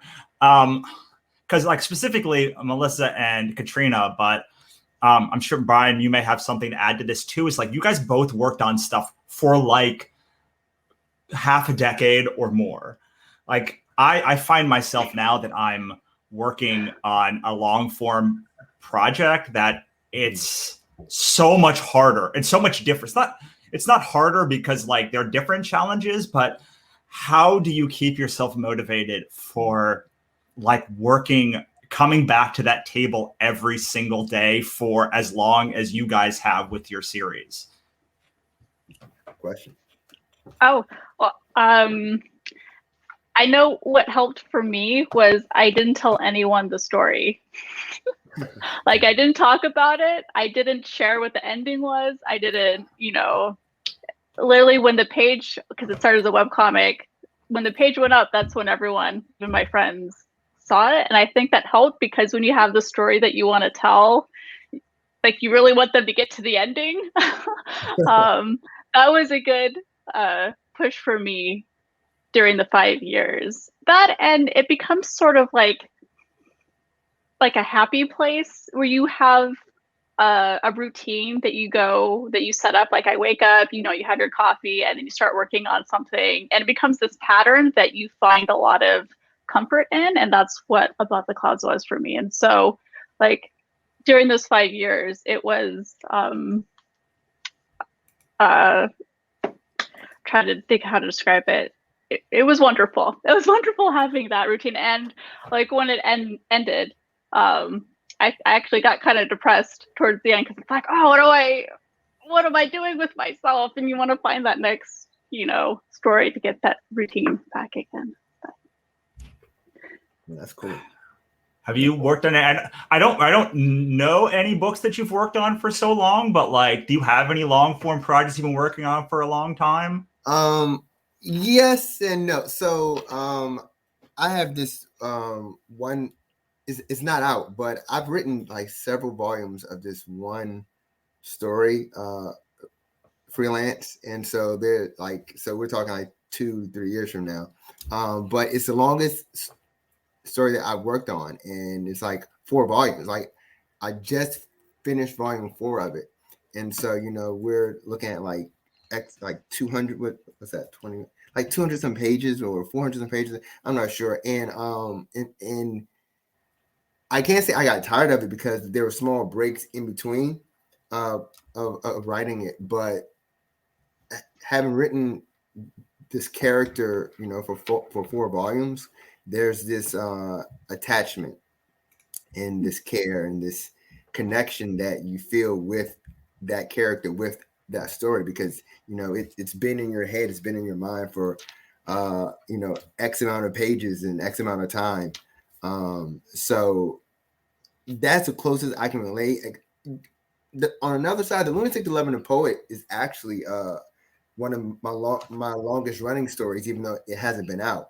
I actually wrote that as a screenplay back in 2002. And so I've been rewriting that and rewriting it for, in different versions since 2002. And so what's out now in comic book form is like maybe its 8th or 10th life. So even though it hasn't really been out, I've been working on it for years.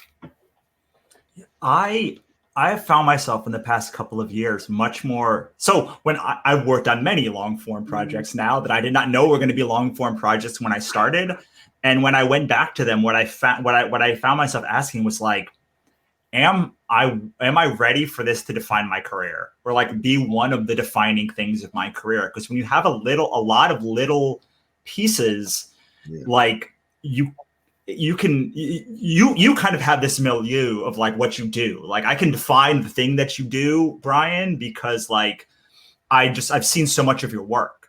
But and like there's a sort of like thematic theme, I think, though I can't put my finger on it. Like I know kind of like, oh, what I can expect from like from Brian Hawkins' book, but like there's not one project that's like that's it, like that's the one. And one of the things I've been grappling with over the past couple of years is like, oh, like Ichabod, Cthulhu, like the Gods verse, like they are going to define my career. And I better make sure that I want them to define my career, and because regardless of whether I want it or don't want it, like it doesn't matter when someone goes back and sees 4 volumes of something or 12 books of something or 5 or something you've been working on for 5 years, like they can't stop but being like, oh, that's 5, that's a college degree, like that's going to be a thing.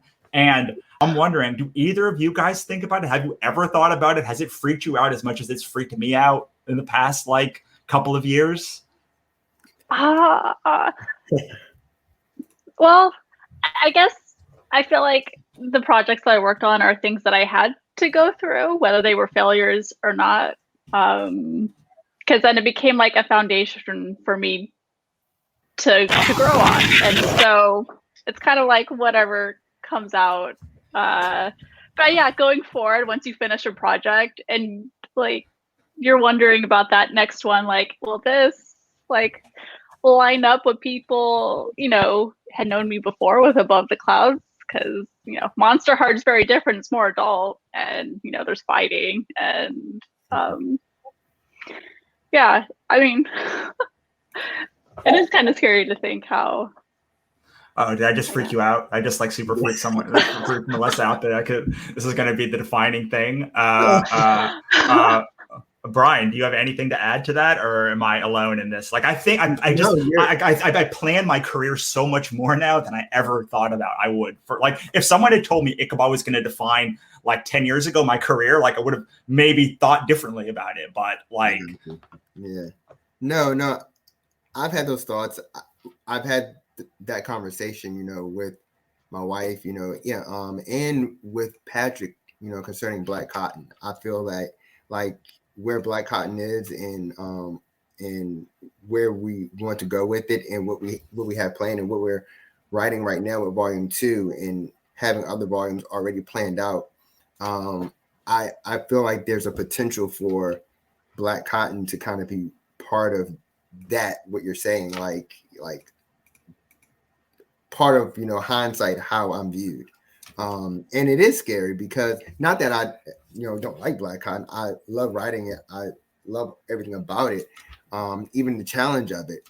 But like you're saying, you know, it's I don't know, is it kind of like, you know, part of feeling mortality? I'm not sure, like, you know, how you're viewed, you know, when it's all said and done, you know, vis-a-vis legacy or whatever. I don't know. But those thoughts, those big thoughts like that, you know, they definitely carry a heavy burden for sure. Yeah, it's a little bit heavier every year, I feel like, and like, because it's like 1 year less. Like the thing you don't get back is time. All right, I'm going to try and bring Katrina on again. That's it. All right, let's see. Can I unmute her? All right, she's muted right now for some reason. We're going to see if she's oh, I'm going to take her off because I think she needs another minute. All right. Man, I lost my train of thought, but like I've been obsessed with it so much recently that, like, you know, it wasn't that long ago that, like, I think my career was much more like how I would think your career is, Brian, where like, there's a lot of projects that like are their own discrete unit of thing, but like no one could be like, that's the one, like that's the thing. And when I went to, you know, I had like 24 projects. And when I went to like in 2019 and I was like, or 2017, and I was like actively like, which one of these things am I willing to like define my legacy? It became like a whole, suddenly I was like, oh my God, there's a legacy thing. Like there's a, like, I have a legacy. Like just wanted to make some cool stuff, man. So yeah, it was a lot different. All right, one more time. Let's try this one more time. Yeah. Oh no. Oh. All right. We're going to keep trying to work on Katrina and bring her back, but Trey has a question. This is for Katrina too, but it's the same question, just for a different hour. Cool. Do you see yourself developing your ideas and concepts into other fields? Specifically, I would like to talk about music, actually, because like I think that both of your work is quite musical in how, at least how I define it. Very different kinds of music, but like, do you think about like adding music or like doing playlists or bringing anything like that? Also, animation or other things, but like I want to specifically talk about music because I think it is something that to me defines both of your work. Oh, music is essential. I feel like every comic project that I have, there is a defining song for each one that I love to play on repeat because it just sort of captures that feeling that you want to like put into your pages and have that translate across. And so what is the one for Above the Clouds? Then what's the one for Monster Heart? Oh shoot. So for Above the Clouds, it was a Pink song. What was it called? It was definitely more of a different feeling. And then with Monster Heart, I've been listening to Two Steps from Hell, and they have a lot of epic battle music. And so I have like two songs from Two Steps from Hell, which was Amaria, and then the one that follows is like Flight of the Silverbird, and it just has this great like uplifting, like sets the tone of a story of like right before a battle starts, and then you know that feeling when people are like charge go, and you know people are running onto the battlefield, and just I love that energy that the music provides. And so I always think of that, and like I said before, it's like I see the story as like a movie trailer in my mind, and you have these theme songs that you have that accompany it, and then yeah, it makes it fun.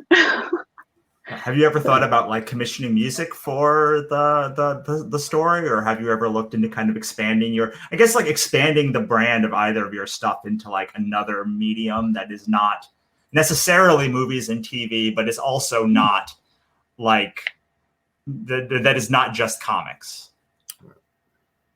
Oh, you, I Brian? wouldn't even know. Yeah, go Brian. So I would be interested in like doing an audio form of it, you know, where you know you have voice actors and you can bring in the music, especially for like a slasher comic, horror comic, because you know even if you're reading like a Stephen King book, right? You're reading it, but somewhere in your mind you're hearing and you're feeling, you know, that horror music. Like I was watching Halloween last night, and it like when that music comes on, it does, you know, it does something. And so it would be interesting to, you know, take the lunatic, the lover, and the poet, especially since it's based off of, you know, the Shakespeare play. If that to see how that translates into like a audio kind of show or like series. That would be very interesting. I would definitely love to be a part of that and to pick the music. And interesting enough, years back, I when I was more apt to play the guitar, and I wasn't as rusty as I am now. I actually, you know, a few plays that I wrote, I actually wrote the songs for as well. And so I would definitely be interested in trying to bring some of that back now through comics. So yeah, that'd be cool. I mean, like I could see Melissa like doing have you ever, like, so in LA, a very LA thing is like John Williams or like someone will come and do like their theme song, and then they'll just put like imagery up, and then they'll do like either the one I'm thinking of is Legend of Zelda. Like I could totally see like a concerto of like Above the Clouds and like just having it like the panels playing as like it's going on below me. That's cool. Yeah, that would be amazing if that ever happened. Oh, and I remember the song for Above the Clouds. It was the song she did called Try. Oh yeah, I don't know if you remember. Yeah, yes, I'm very well versed in Pink songs.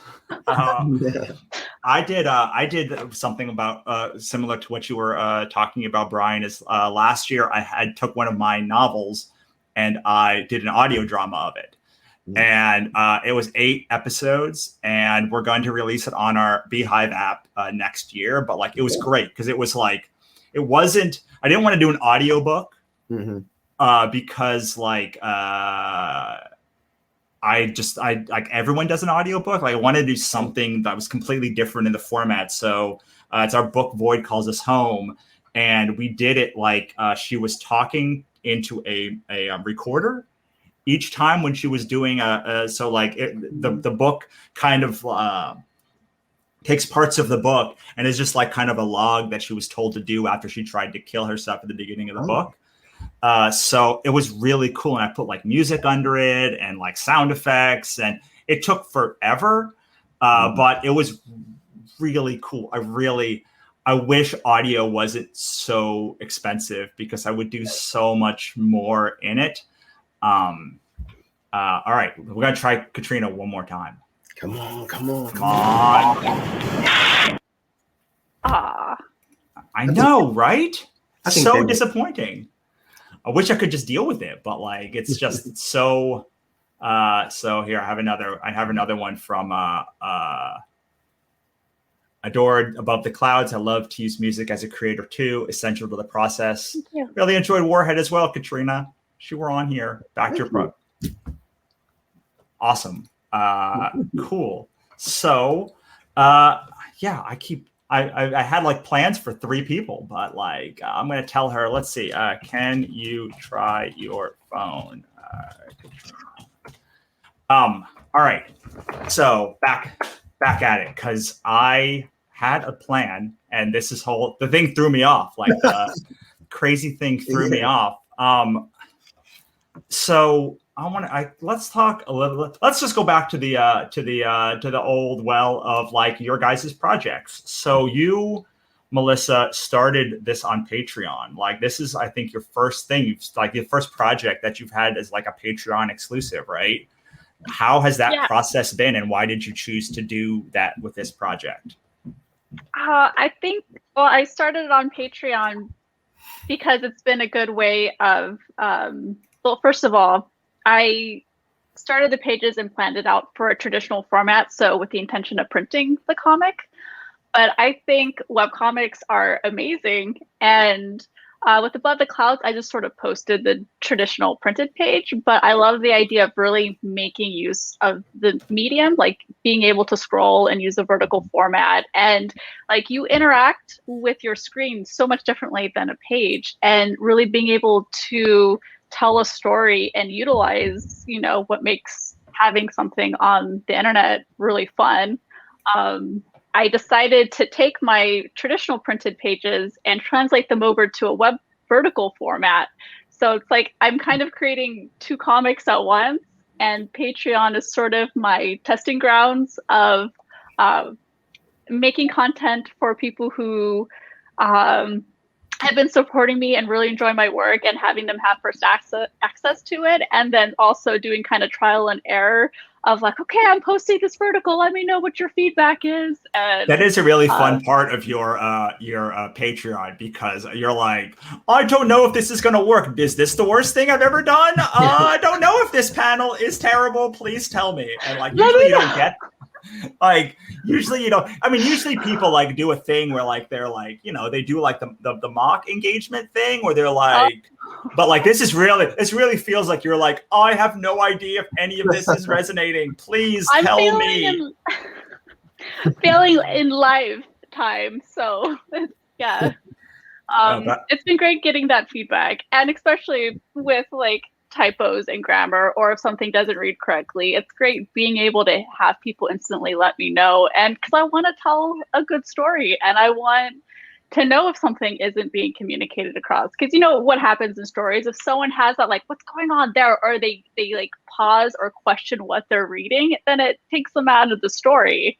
And you want that easy flow when they're reading it, that they're not questioning anything, that, you know, as they're consuming the story. And so, yeah. All right, everyone keep their fingers crossed, because we're going to bring Katrina in. And this is the time to have her in, because she's also got a Patreon. So she has stuff to contribute to this moment. So fingers crossed, everyone. Hey, does it Yay! work? It worked! I Yes! tried to use my phone, but I guess my tower PC is officially possessed. It just blue screened of death, and then was just like, nah, you're not going to stream today. I was like, all right. That's so okay. be it, That's all right. We got you.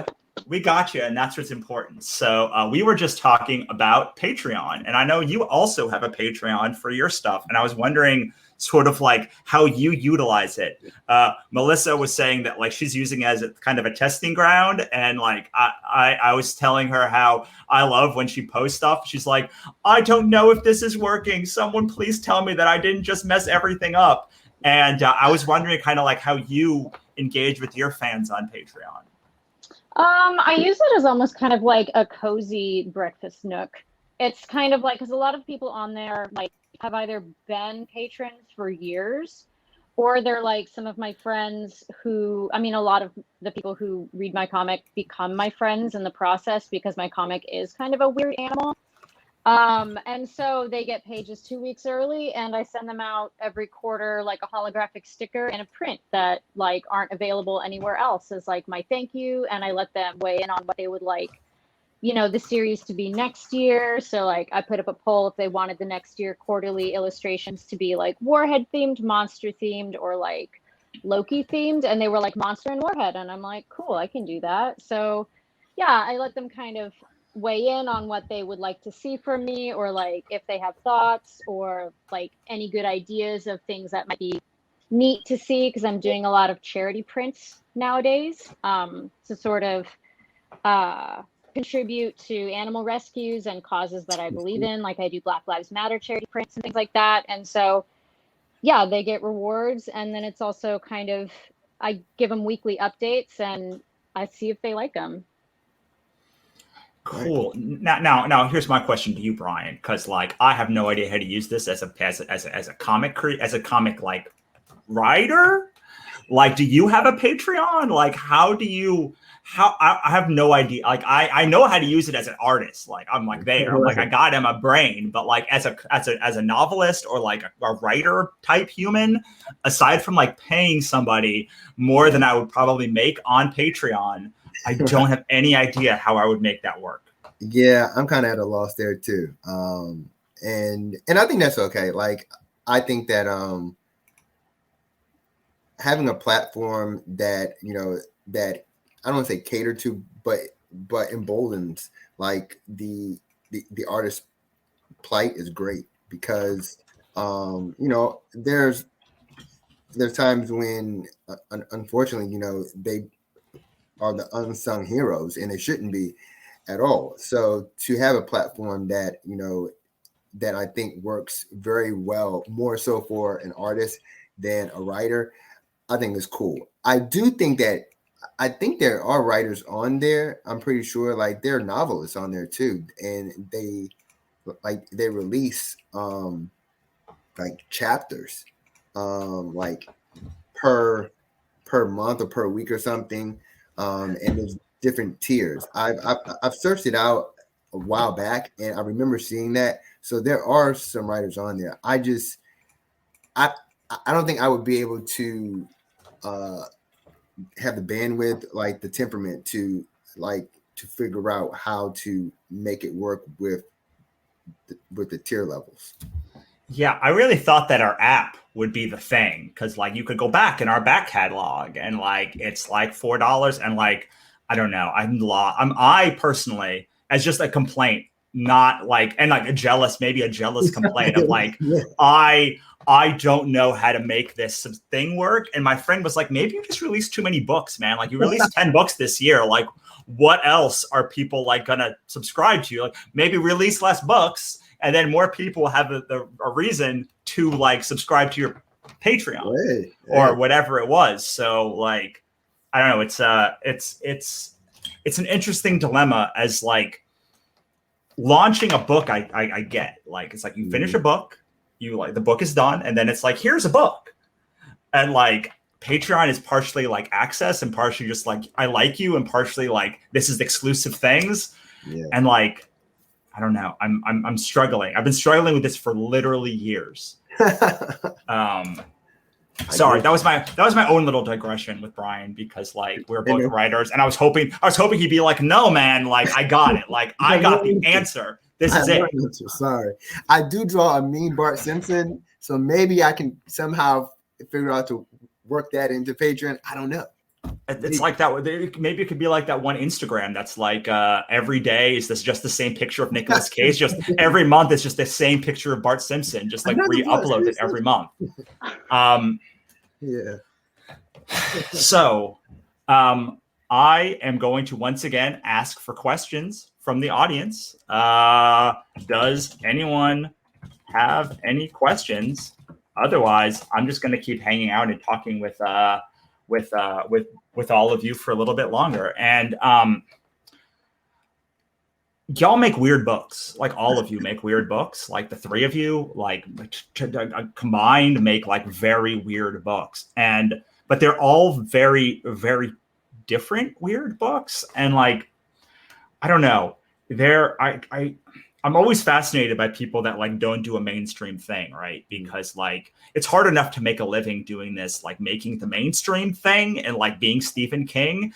But like you guys have taken this like these like genres that are known, like post-apocalyptic or fantasy, and like you've twisted them in these odd ways. So I guess my question is, Melissa, Katrina, Brian, like, do you start with like a genre you love and like twist it? Do you start with a character that like you love, or like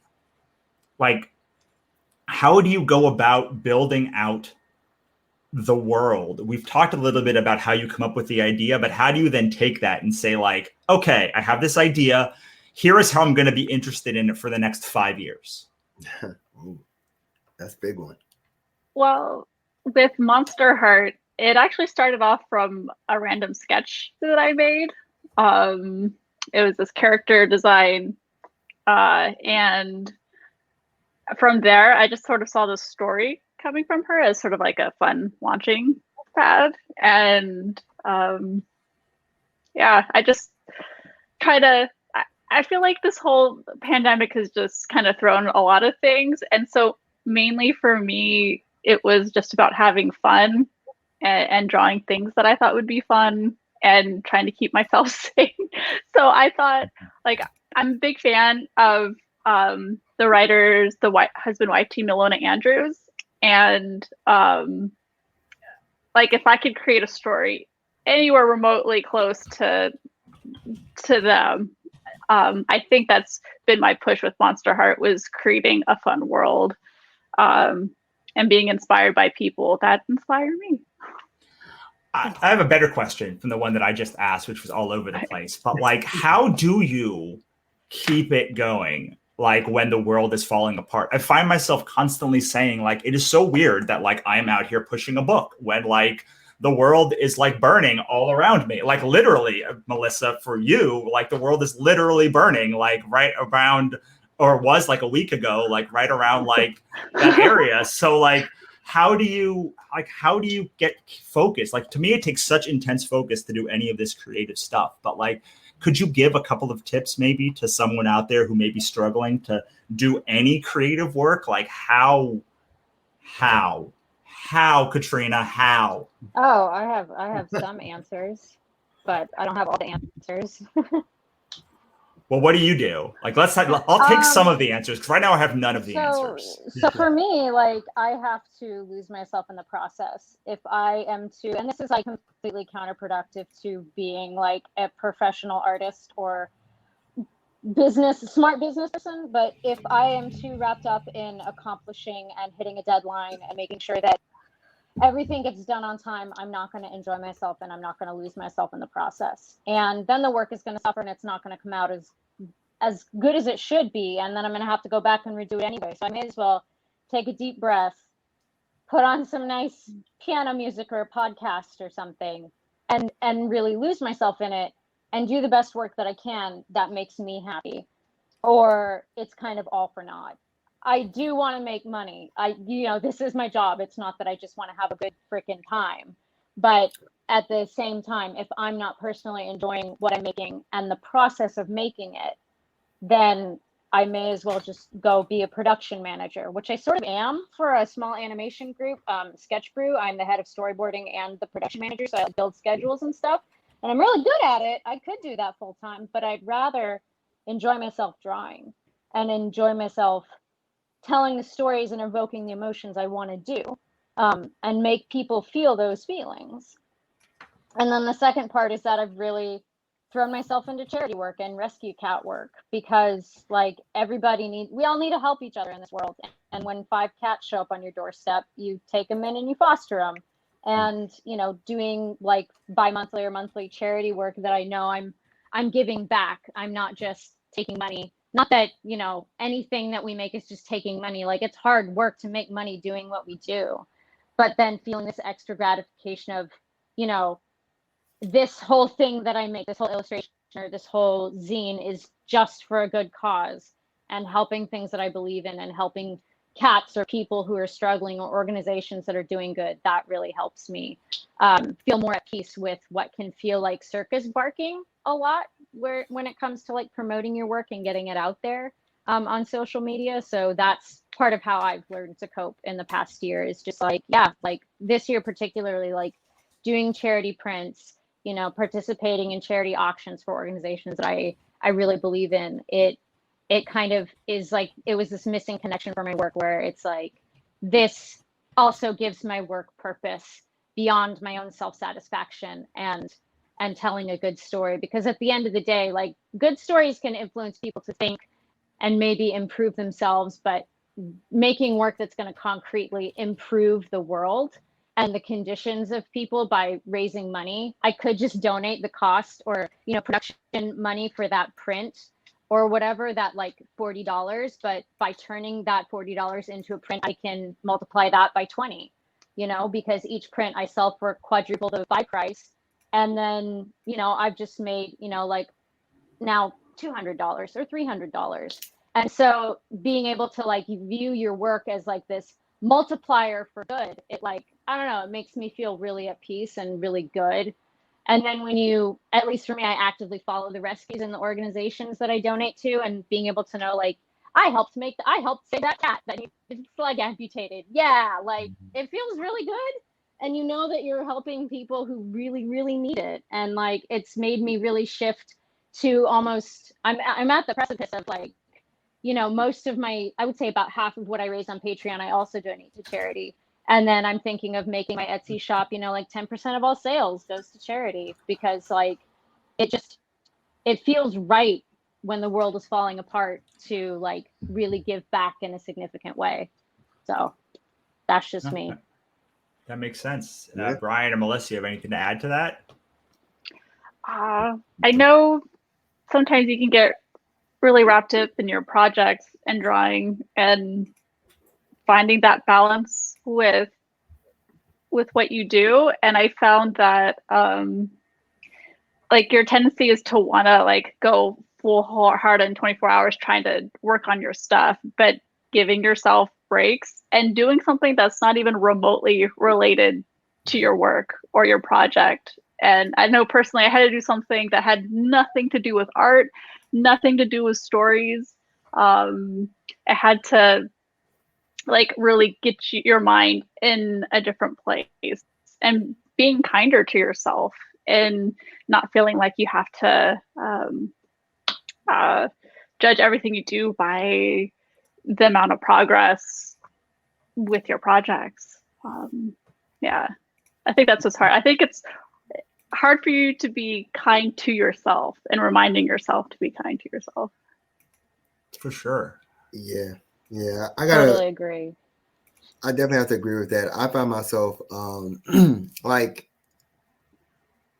I feel like creativity, like the focus of creativity, I shouldn't say focus, but I feel like that creativity happens outside of when you're doing creativity. Like when I say doing, like when you're actually working, you know, you're now trying to siphon, trying to put that out on the canvas, on a page. But the actual creativity being birthed happens when you're away from actually trying to do it. So what I did all last year during the pandemic was, you know, I found ways to be in tune with self and with family. And, you know, if it's going outside, or if it's going for a walk, or if it's watching a soap opera, or like those things that are specific to you, that make you who you are, that reminds you that you're alive, that you are connected to, you know, nature and the world in respects to, again, who you are.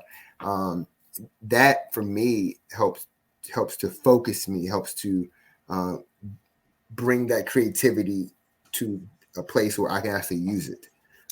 So for me, being creative is about, you know, not necessarily sitting down at the computer and writing, but allow myself to be inspired by everything that's around me. Absolutely. Very good answers, everyone. Gold stars all around. Okay, so Chuck asks a very hard question for any freelancer, but I'm going to ask it anyway. Do you have any freelance piece that you're especially proud of, and why? I'm not touching this with a 10-foot pole, but like, Brian, anything you can think of? Yeah. I will have to say, I do a comic with Black Box Comics called Devil's Dominion, and Devil's Dominion is a series that I'm very, very proud of. It's about a young lady who sells her soul to the devil in order to get out of a very bad family situation. And after being empowered by a demon, she then reneges on the deal and uses that demonic power for good. You know, it has a young Black female character in a supernatural role, and to put that character and who she is on, you know, on the stage in the comic book medium, I feel is very important, and that story and what she goes through and how she her plight is very important to me. So I'm definitely proud of that series. How about you, Katrina or Melissa? I always get really excited when my friends ask me to do like variant covers of their comics. And so the latest one was after the Gold Rush, I did a variant cover for Miles Grubb, and he does sci-fi related stories. He's really passionate about sci-fi and science and putting that into his work. And so yeah, that's the latest one. And so you can't help but feel really excited about like the last project that you did, especially when it's like your friends and like you want to like boost them. So Absolutely. How about you, Katrina? That's sort of a toss-up. I would say honestly, the first thing that comes to mind is probably the first cover I ever got commissioned to do, which was probably the first thing I ever got commissioned to do, and it was the cover for Pet Noir by Chimera Press. And I don't know, I met in like the first Wannacon I ever went to that they found me, the folks who run Chimera Press, and they reached out, and like it felt really genuine. It's work that I'm still proud of to this day. Which they paid me my asking price. They didn't try to haggle me down, so it felt really affirming to have somebody just step up and be like, we want you, finger point, you, like not anybody else, your work is what we want, which is really rare, I think, in the freelancing field, where it feels kind of like a lot of people want everybody has a budget in mind, and I begrudge no author for like taking a look at what everybody has available, but to have somebody seek you out specifically because of the caliber of your work and the feel it has is really, really gratifying. And then like I've been a part of some anthologies that like the Cthulhu anthologies that you put together, Russell, and then the monster anthologies. Like they've always been really special pieces that I get to contribute, like small stories that are meaningful to me or like exciting for me, and contribute to a larger project. And the modern mythology ones, like those are always really, really awesome as well. And they make me happy. So those are my two answers. Awesome. Well, I think that is a good place to kind of wrap it up. Let us go around the horn, and we'll talk about your projects and where we can find you. Brian, let's talk about you first, because I happen to have yours pulled up right now. All right, The Lunatic, the Lover, and the Poet. Again, CW's Nancy Drew meets Scream, and it's a slasher horror comic book series. I have it set for 3 issues, a 3-issue arc, and there's a killer loose on campus of a small town school of the arts, and they are doing their own rendition of Shakespeare's A Midsummer Night's Dream, and the lead actress is murdered. One of the things I didn't say earlier is that the killer wears the puck mask, which is a stage prop from the actual play. So it's a whodunit. Who is the killer? Awesome. And it's got 17 days to go, 113 backers. Y'all should go and back it. And now let us go to which one's going to pull up next? Melissa. Okay. So I'm Teacup B. You can find my stuff under the same username, website teacupb.com. And I did a previous book called Above the Clouds. You can find that through my website. And right now, my webcomic Monster Heart is, I have, for Patreons, they get it a week early, but then it goes public, and you can start reading it now on Patreon. So, yeah.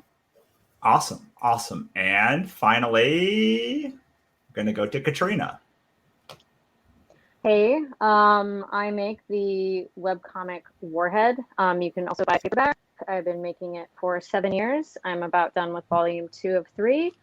You can find my work at biolumenpress.com, which will redirect to the Etsy. that you see. And then you can also find my work on Webtoons. You can read Warhead for free on Webtoons. It is a surrealistic slice of life about Adam, who has a giant acid green atom bomb for a head. And you follow him in his struggles to find an art career and kind of stabilize his mental health. And you can get pages 2 weeks early on Patreon, as well as access to exclusive prints. Sorry about the truck driving by. Prints and stickers that I don't sell anywhere else. And high-res versions of illustrations. And, you get to see work behind the scenes and process videos not available anywhere else. Very cool. So now I'm going to just rave about each of these people quickly before I let them go, as I let them go maybe. So Katrina's work was one of the first people that I saw on the indie scene that I was like, oh, like this is completely different than anything I would think of, because it is post-apocalyptic, like coming of age story with a bunch of different people with like different things for heads. And like, it's so normal, but also so odd and wonderful at the same time. I don't know if it's everyone's cup of tea, but I sure as heck wish it was, because it is like, it's so good and weird and amazing. And I just love it so much. And like, if you love my work and like my taste, like you should absolutely go and buy this book and read this. At least go and read the webcomic. There's like 200 or 300 pages up right now. All right. What can I say great about Brian's work that I haven't already? Like, he somehow over the course of like so many different series has this aesthetic that is both unique each time, and like there's a through line through it. Like, he is one of the few writers who I have ever read in comics that makes me legitimately terrified. Like, across multiple things that he has written. Now, not all of his books are like terrifying, obviously. Like, there are plenty of other kinds of like things that he does. But like, when I think of Brian's work, I think of how frigging terrified I was when I read Don't Ever Blank. And not Don't Breathe, Don't Ever Blank. And finally, I remember meeting Melissa at a show many years ago, and like before she even got, I don't even think I told her this story, before she even came to her table. It was Silicon Valley Comic-Con a couple 3 or 4 years ago. I was like, I stopped at her booth, like literally just walking past. Like, I tend to like, you see things at the periphery, and I was like, wait, what is that thing? Like, what is that? Like, that's amazing. And since then, like, Her Above the Clouds looks like it's this like kind of ethereal book, but it's like really 2 books in one. And like, you kind of is hard to figure out what's going on to like the middle of the book, and that makes it better. Like in a good way, not in like the crazy weird, like I don't know what's happening way, although kind of also that, but like it like unfolds to you over time in an incredible way. And it's all about like the power of stories and storytelling. And like, as a writer myself, like I really resonated with it. So like, go buy them all, but for very different reasons. Awesome. And thank All right, you so much. And I will say bye to Melissa, and bye to Brian, and bye to Katrina. And I will put on the Kickstarter, which hasn't gone up much, but it also hasn't gone down. And that's something as well. And so I will see you in a couple of minutes. I'm just going to take a break, and then we'll start with Fabrice and Jules.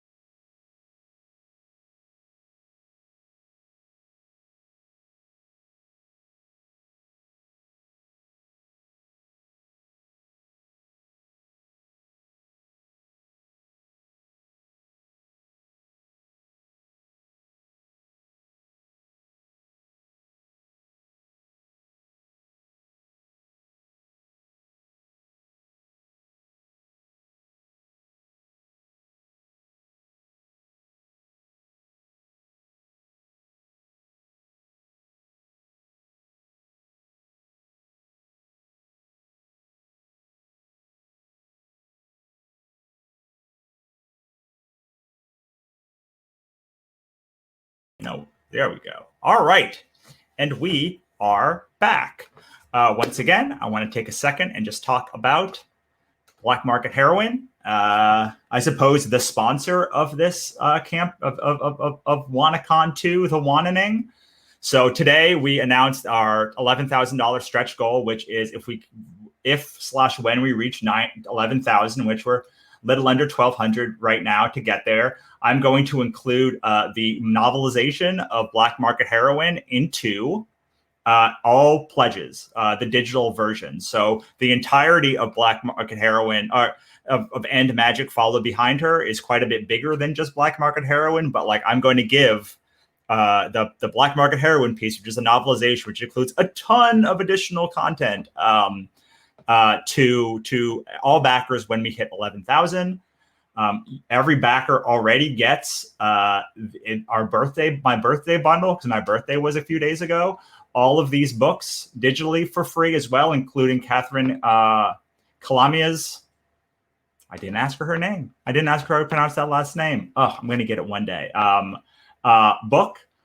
So if you want to check that out, you can back the campaign even at $1 and get that. And then here's just some pages. It's about a criminal who accidentally saves the Antichrist and has to keep her alive until morning to prevent a demonic cult from using her blood to open a portal to hell and start the apocalypse.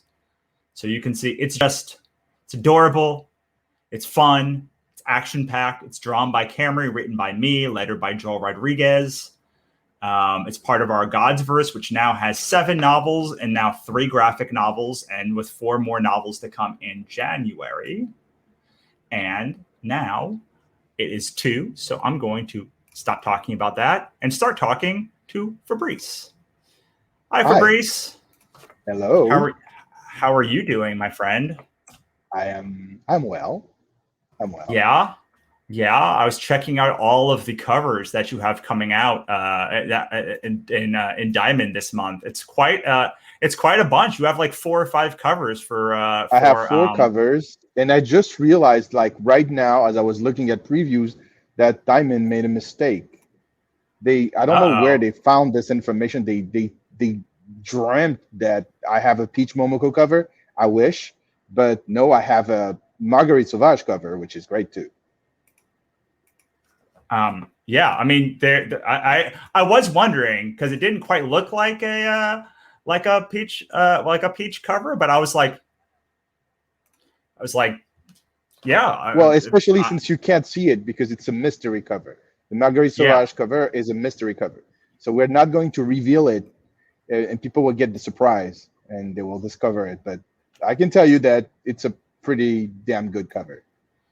I mean, all of the covers look great. Maybe I'll just bring it up here because we're talking about it. So while we're waiting for Jules, we were going to talk. So Jules and I hope we can talk about the rest because I have a book coming out in a week. Not even a week, like 4 days.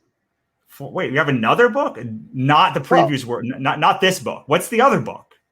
This one. Oh, because that one's coming to comic book shops. This one's Mutinies and Previews. Mutinies in Previews and comes out in November, but Noir's the New Black comes out on Wednesday. Comes out. It will be available on Wednesday to everybody, and it's already available for pre-order to everybody who, with the link, wants to pre-order it. And all the links are, I mean, you can have it on Amazon, you can have it on Barnes and Nobles, you can have it on like everywhere. Absolutely. Yeah. And here, so if you are a comic book store person, since I'm already on the site, like you can order it at your comic store. Like here's the. Why are there two? Are there 2 different codes for some reason? You know, there are some weird things happening on the Diamond website. I pointed this out. For a moment, there was two different codes for Intertwined, and I had them eliminate the other one. Go figure. But as you can see, the it's the right book. It's the same price, so it's just the same thing. So the right code is July 21, 1635. Yes. Cool. And then the Mutiny #1. And then Mutiny #1 with like the first cover is Derek Robertson to celebrate the 15th anniversary of The Boys. And the second one is a cover by Mr. Gene Ha. That is from a story that actually you will read in Mutiny number 1, called Killy Watch. And then you have the Miss Mutiny cover, because Miss Mutiny is our mascot. She's our poster girl. And in that case, Mutiny is drawn by Karen S. Darbo. And you have the mystery cover from Marguerite Sauvage, that is going to be a retro gaming sexy cover. Cool. Awesome. There might be another cover. But it's going to be a web store exclusive. It's something that will not go through previews, but it's going to only be from the web Fair Square Comics web store and at conventions. Awesome. And subscribers, because we already have subscribers. You can right now subscribe like for Mutiny for a year. Awesome. And it's a quarterly magazine, right? It's quarterly for between issue 1 and 2, and if the figures are good, we're going to go for bi-monthly starting in February. Nice. Well, I hope that the orders are good then. I mean, for all sorts of reasons, not just for like the bi-monthly, because I want you to have a good time too. It's a huge gamble. Let me tell you, it's a huge gamble.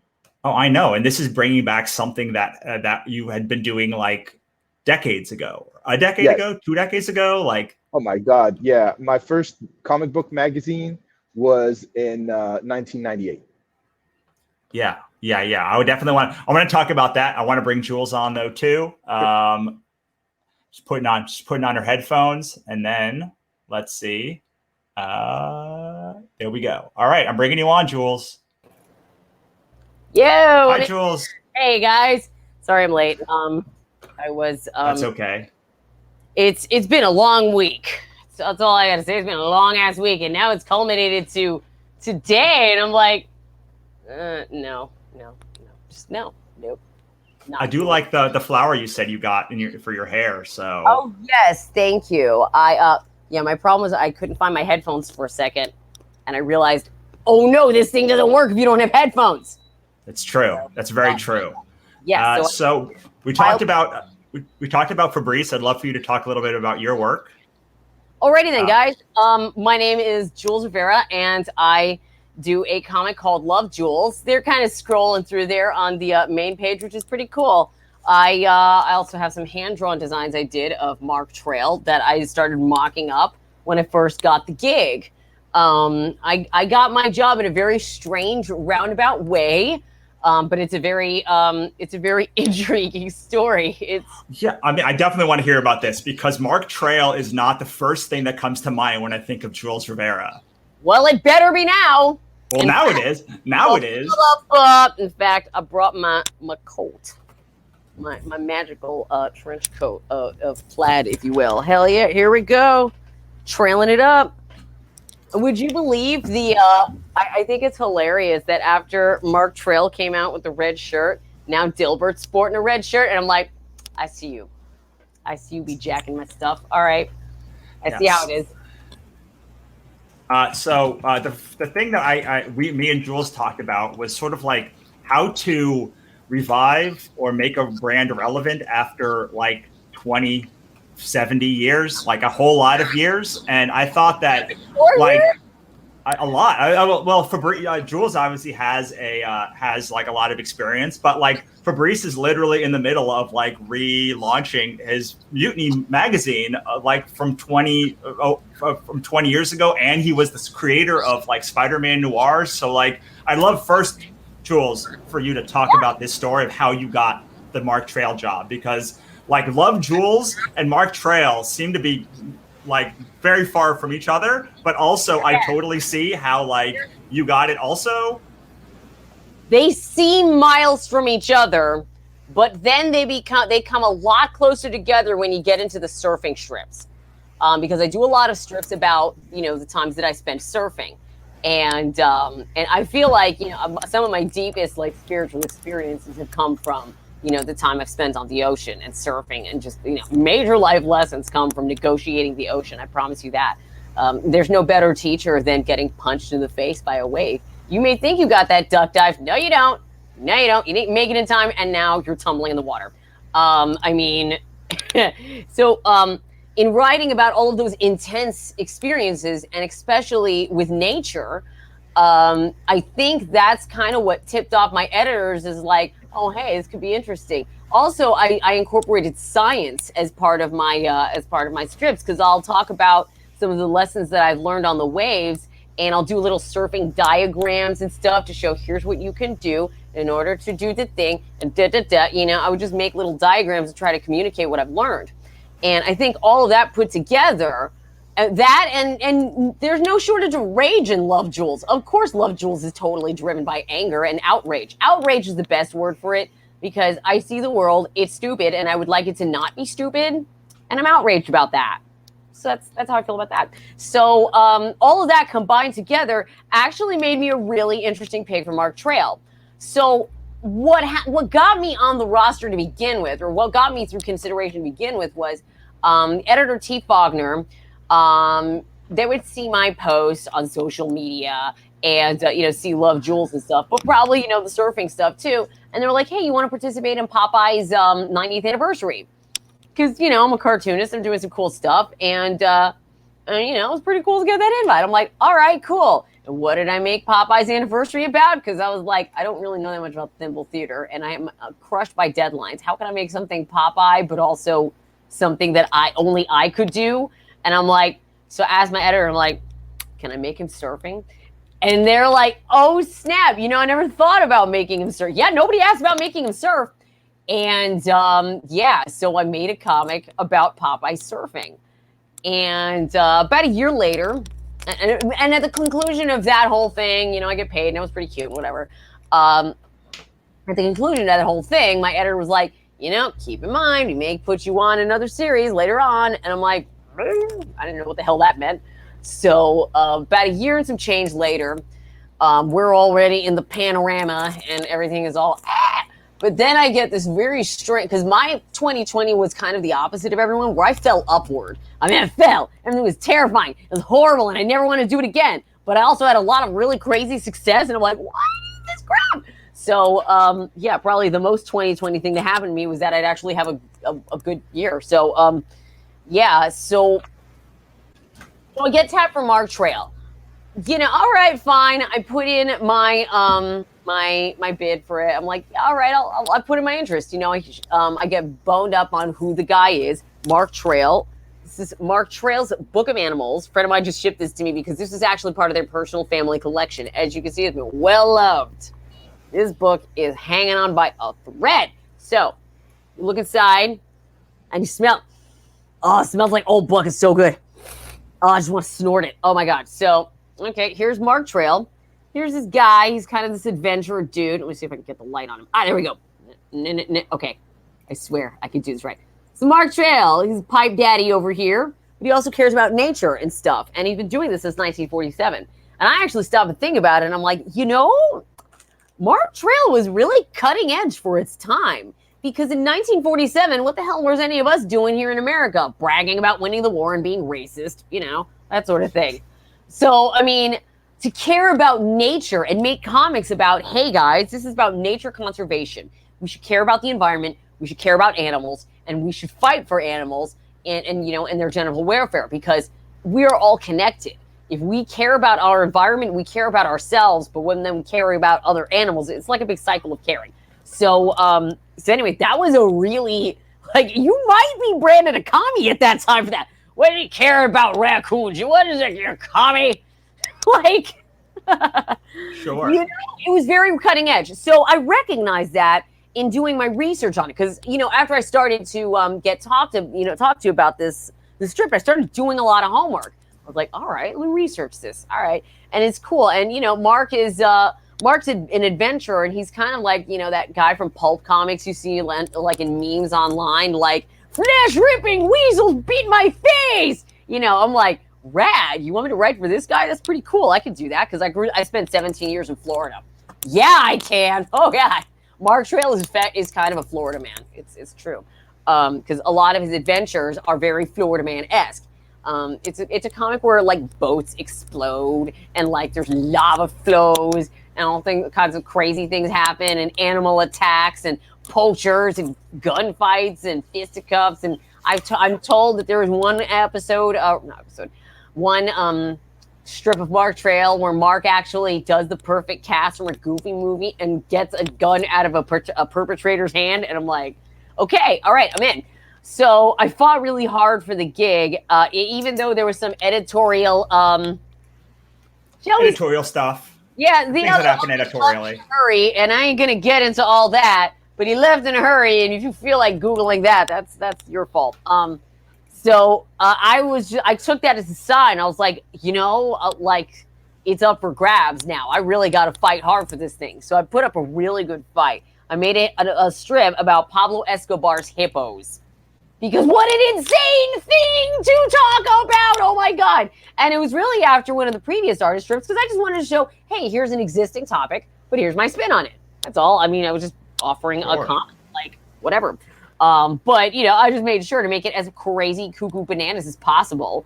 So I got tapped for the gig, and I was like, cool, awesome. I always had I had a good feeling about it all along, but like I felt like I just had to show my passion for it. The thing with Mark is that he's a fighter, right? You got to make him. You got to fight for the fighter guy. You have to have a fighting spirit yourself. You can't be all like, "Oh, conflict is hard," and write a book about a dude who gets into fist fights over lampreys. Sure. All right, so that's awesome. That's an awesome story. I want to bring it back to Fabrice though, because Fabrice, what?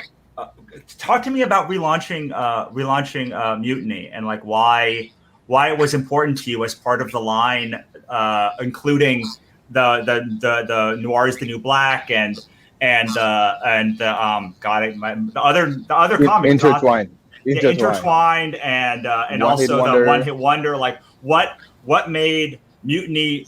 What made this the perfect the time to bring back Mutiny magazine? Something that you sort of hadn't been working on for a while. So first, this is not a relaunch. This is a new product. There was never another Mutiny before. Mutiny is new, and it was created this year. So it's not the same product. What I created 23 years ago was a magazine called Comic Box. And Comic Box was a magazine about comics, and it was monthly first, and it became bi-monthly because things changed and habits changed.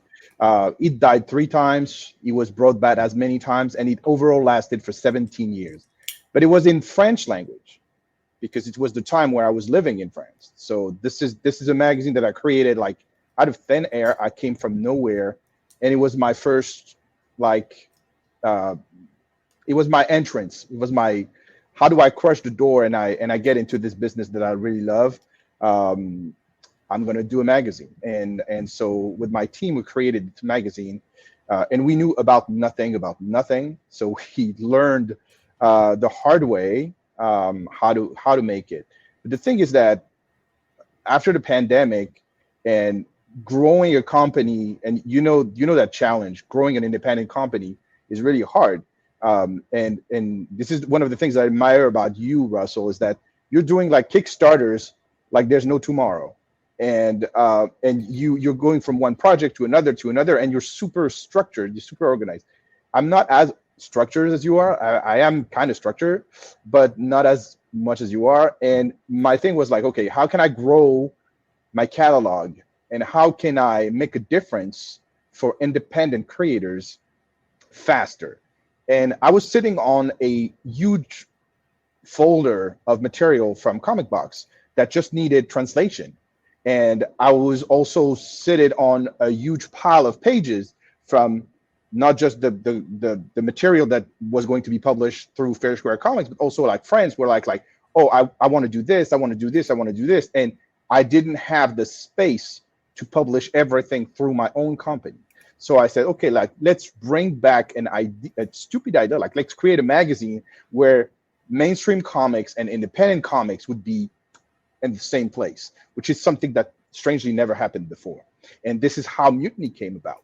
And so to create the environment for it to exist, I decided to go to Kickstarter in May and launched this Kickstarter as a proof of concept, and it was successful. Issue 0, we raised $20,000+, and I said, like, look, if issue 0 is a success, then we'll go straight to Diamond and we'll start with issue 1, and this is where we are right now, with issue 1 being solicited in the November catalog, September for November catalog right now. So it's a big deal, and it's probably the biggest launch I've ever done as an independent. So it's really huge. So how much of the stuff in Mutiny is sort of like your repurposed stuff from the French, and how much of it is like About brand new stuff? About 30% is repurposed, and the rest is brand new. Everything else is brand new, whether it's like comic stories, because Mutiny is not just articles and interviews and stuff.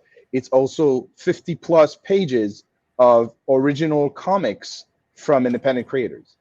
And since, like, of course, the mantra of my company is comics from the rest of us, it had to come from mainly minorities, LGBTQ, and immigrants, everyone that is an underrepresented categories of creators. So I'm pushing this agenda, which is my agenda, my personal agenda, while giving to the general audiences something that they know, like big brands, Marvel, DC, Dark Horse, Image, whatever, and the independent creators that of the world.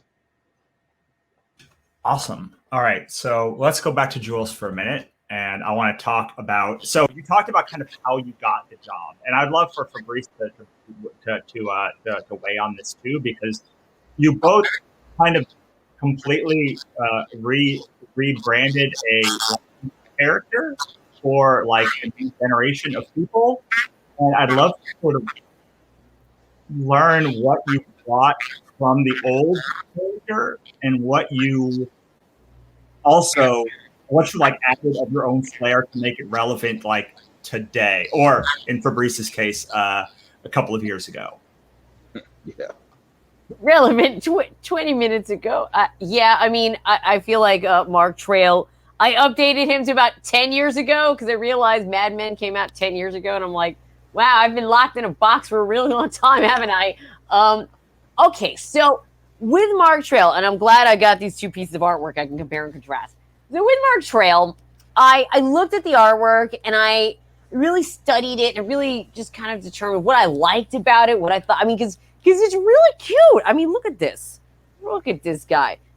Mark Trail is, they say he's based on one of Ed Dodd's friends, but I really think it's spiritually just Ed Dodd got hit by a hot guy laser. So, and his hair is very slicked down, like that OG, like 50s, 60s style, like Brill cream. And I like that. I was like, oh, that's cool. It's kind of like Mad Men.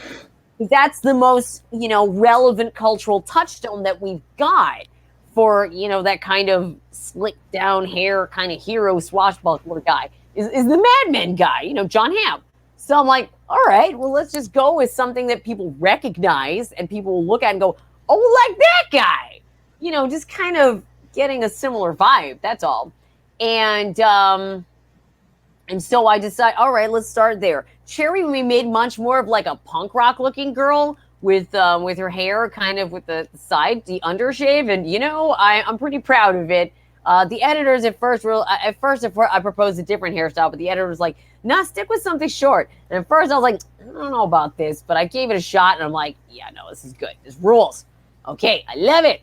So, oh gosh, I really need to get back to doing more Mark Trail pinup art. That was a lot of fun.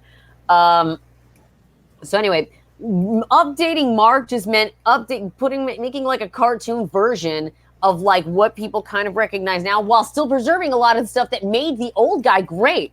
Because I reiterate, look how cute this guy is. He is adorable.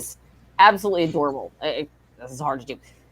He's absolutely adorable. They won't let me use the pipe anymore because of the newspaper regulations. They're like, you can't show a character smoking anymore. And I was like, sure. I was like, shucks, no.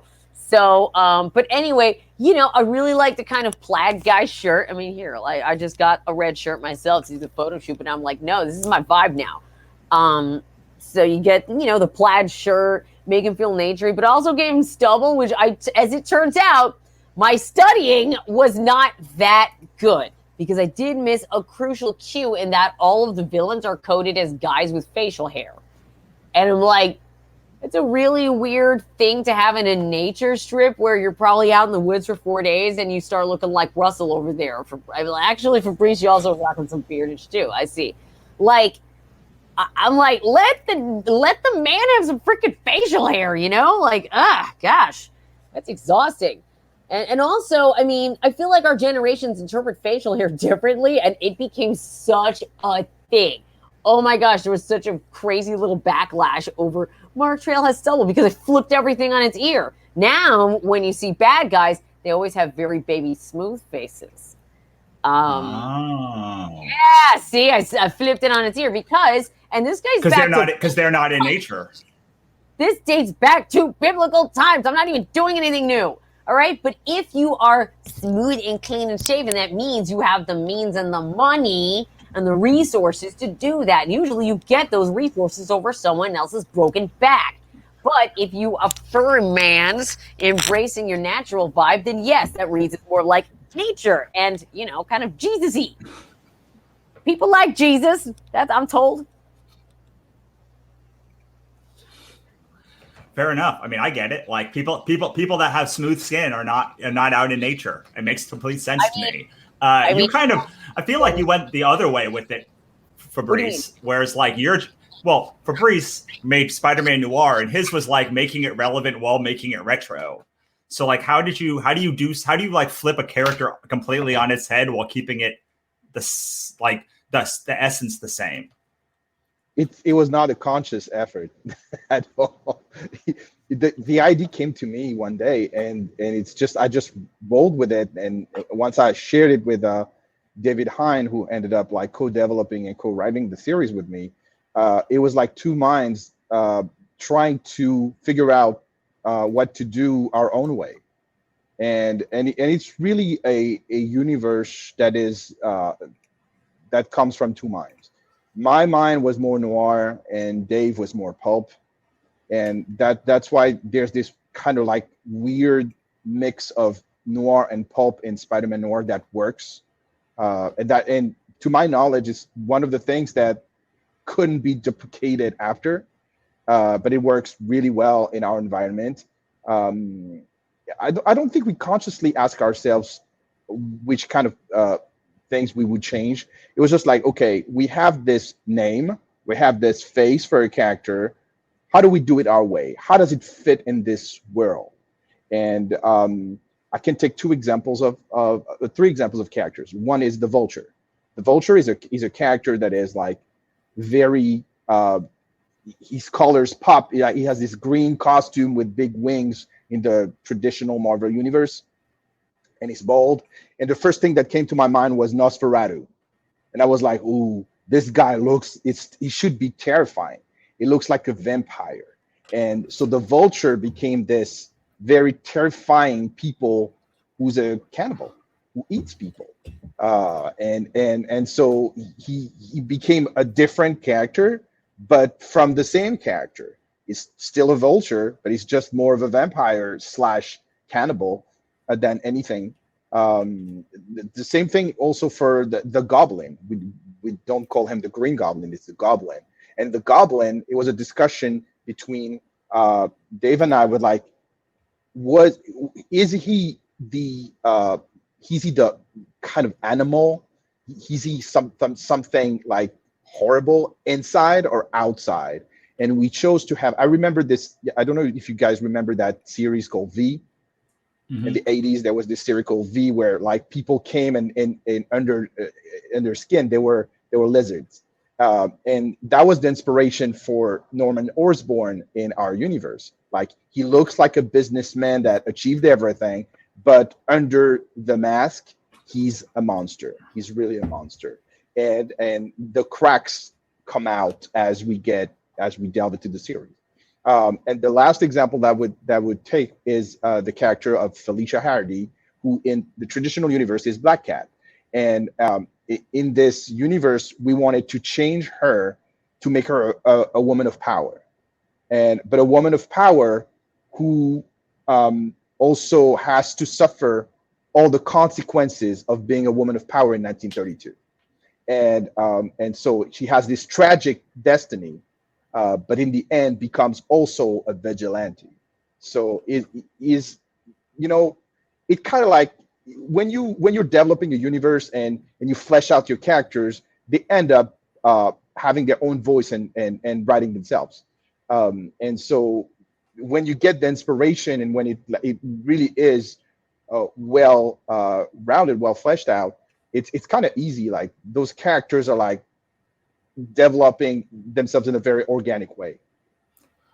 I do have to ask Jules this question because, like, it's to me the hardest. Like when I think of Mark Trail or any like daily comic, like is Fabrice right? Like, does he write himself? Like, do you get all these ideas of what he says, or like, do you find yourself ever just like, I have 5 comics to do this week, and like bereft of ideas, or is it somewhere in the middle? Well, Mark's got his own little personality and everything. There's a lot of arguments with all the characters in my head. Yeah, they will write themselves. What the hard part for me is just figuring out how to get the situation working and what kind of conclusion I want to reach.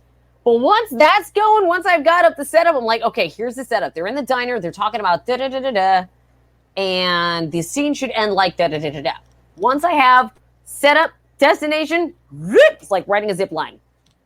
Do you find, I know some of your stories are like multi-arc, but like, are most of them like multi-arc, or they happen over, like, is each one like a scene that builds up to to like a conclusion at the end, or how do you actually write each strip? Well, that's a really good question. I plan scenes based on each week, right? Because after the weekend, people's brains reset, and that's when you can start something fresh. So every week is a scene. Like if you're writing a scene in a movie or a scene in a TV show, you got one, set of shots and whatever, but whatever, it's just one scene.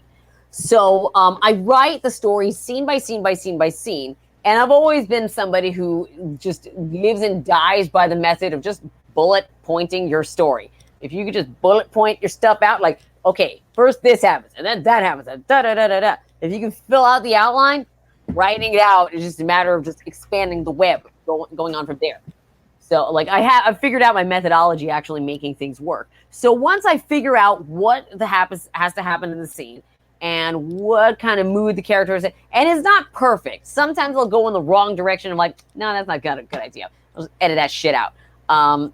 And that may take a little bit longer, but I do get there fairly quick. You're not meant to think too hard with Mark Trail, because the language that you have to use on newspapers is very kind of simple. Also, you don't have a lot of room for flowery, beautiful, pretty languages. Usually any of the characters in a given panel, you got a sentence and maybe some change at that, and that's it.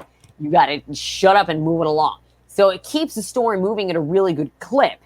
And as long as I can, fill in each little scene as the story goes, and get an overall idea of how I want the story to end and what kind of like act 2 arc and how things are going to flip on their head. Once I get that figured out, it's just all week by week by week and scene by scene by scene. And like I've gotten into a rhythm after about a year now. So as long as what I'll do for my process though is I'll pull like 2 or 3 weeks worth of stuff in terms of the scripts and then get to working on the layout. I really need an assistant. Oh my God. If I had an assistant for layout, that would make my life so happy. So anyway, that's like, I've got my process pretty fairly ironed out. I hope I answered the question. You did. I would so both of you, if I have this correct, both when you would do both kind of balanced, or at least at some point in your career balanced like freelance licensed work with your own independent work. And I was wondering, a lot of people that are listening to this like do the same thing, and like how, one, do you balance those two things? And B, how do you leverage your licensed work to like help promote your independent work? Fabrice, you want to start, or Jules can start? Or... No, I can start. Well, first, I don't do licensed work anymore because people don't just ask me. So I'm mainly doing my own thing. What I'm doing is that I'm doing freelance work, but not as a writer. I'm doing freelance work as a translator, as an editor. I'm working for heavy metal as a freelance editor. I'm working for Ablaze Comics as a translator, and sometimes I letter them for them too. And these are like creative services that I'm doing on top of my things. But like I mean, I would love to do more licensed work, because I think it's really refreshing to work on someone else's IP. But I'm simply never asked. So I develop a lot of material for myself for Fair Square Comics. But you're balancing both Fair Square and heavy metal, let's say. And like, is there a yeah, good? But it's not the same thing. Like when I'm working for Fair Square Comics, I'm a one-man operation. So I write, I sometimes draw, I letter, I edit, I design, I market, I do everything. For Ablaze or for heavy metal, what I'm doing is just one portion of that. Like if it's just editing, I'm editing. If it's just translating or lettering, is just that, or designing is just that. But it's a very different set of skills for the freelance part than it is like. But I wish I was working on things that I would write or draw. I mean, I'm too slow to draw any page, but like I would definitely do covers and illustrations. That I would love to. How about you, Jules? I know you do love Jules and like Mark Trail. Like, how do you balance those two things together? Do you spend like the morning on Mark Trail and the evening on? Okay, well, I'm glad you asked, because I've actually figured it out. I'm going to be the opposite of Garfield, wherein I love Mondays. You know why? Because Monday is my creator-owned day. Monday is my creator-owned day, and as long as I block out a day for creator-owned day, I can make sure that I spend the rest of the time on my Mark Trail stuff. And I'm always usually, working my way, to get ahead a little bit on the weekend anyway. Probably I'm going to be done here and maybe like knock out another week of script, because it takes like an hour to write a week worth of script from Mark Trail if I know what I'm doing. So yeah. So what, I'm sorry, I'm super parched right now. I'm drinking too, so go for it. Oh my God, I feel like a wilted plant. Everybody, hydrate. It's important. So to balance creator-owned stuff, I just make sure that I carve out a little slip. Like, I've noticed that I'll focus on one thing for a day. And then, like, because I don't switch off very easily. Usually if I get in the groove on something, I want to ride that wave and just be on that groove for, like, the rest of the day. So I've learned to just carve out one day for creator-owned stuff, and then the rest of the week on, Mark Trail stuff and, cranking that along. I can't do that. I can't. Also, I do everything at once.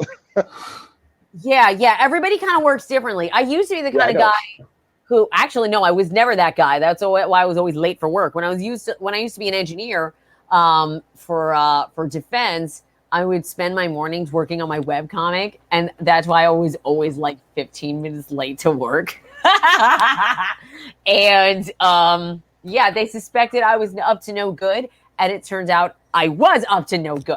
So I would get in my groove though, and I'm like, I'd want to stay there for at least a good 3-4 hours, but I'd only have like a good 2 before work, and I'm like, I hate it. So yeah, I'd always show up late to work. So I'm always somebody who wants to stay on a groove for like a really good extended period of time, get my like jollies in, and then move on to the next thing. But I have to dedicate like a day to it. Like I mentally block out a whole day. And then the next day I'm like, okay, it's going to be Mark Trail day, Mark Trail again, Mark Trail, trail stuff. And I also have to make sure, and this is actually weirdly, crucially important to my job, I make time for surfing, because surfing is my connection with nature. I mean, I also have a garden outside that's turning out to be super freaking lit. Like, you guys, I am going to be one of the landmarks in San Diego Comic-Con. You just freaking watch. The Apocalypse Garden is going to be the joint. So I maintain my connections with nature as much as possible in order to do the comic, because you have to spin your experiences from something, right? So I spin my experiences from my encounters on the beach, encounters in water, what kind of plant life I see, even just walking around in the neighborhood, seeing what kind of stuff people plant and just stuff like that, just taking it all in, because it's important to feed your creative engine, and for me, I'm fed by nature. And that's something even my editor saw in me that I didn't even see. I just happened to be that my best work came from the surfing stuff.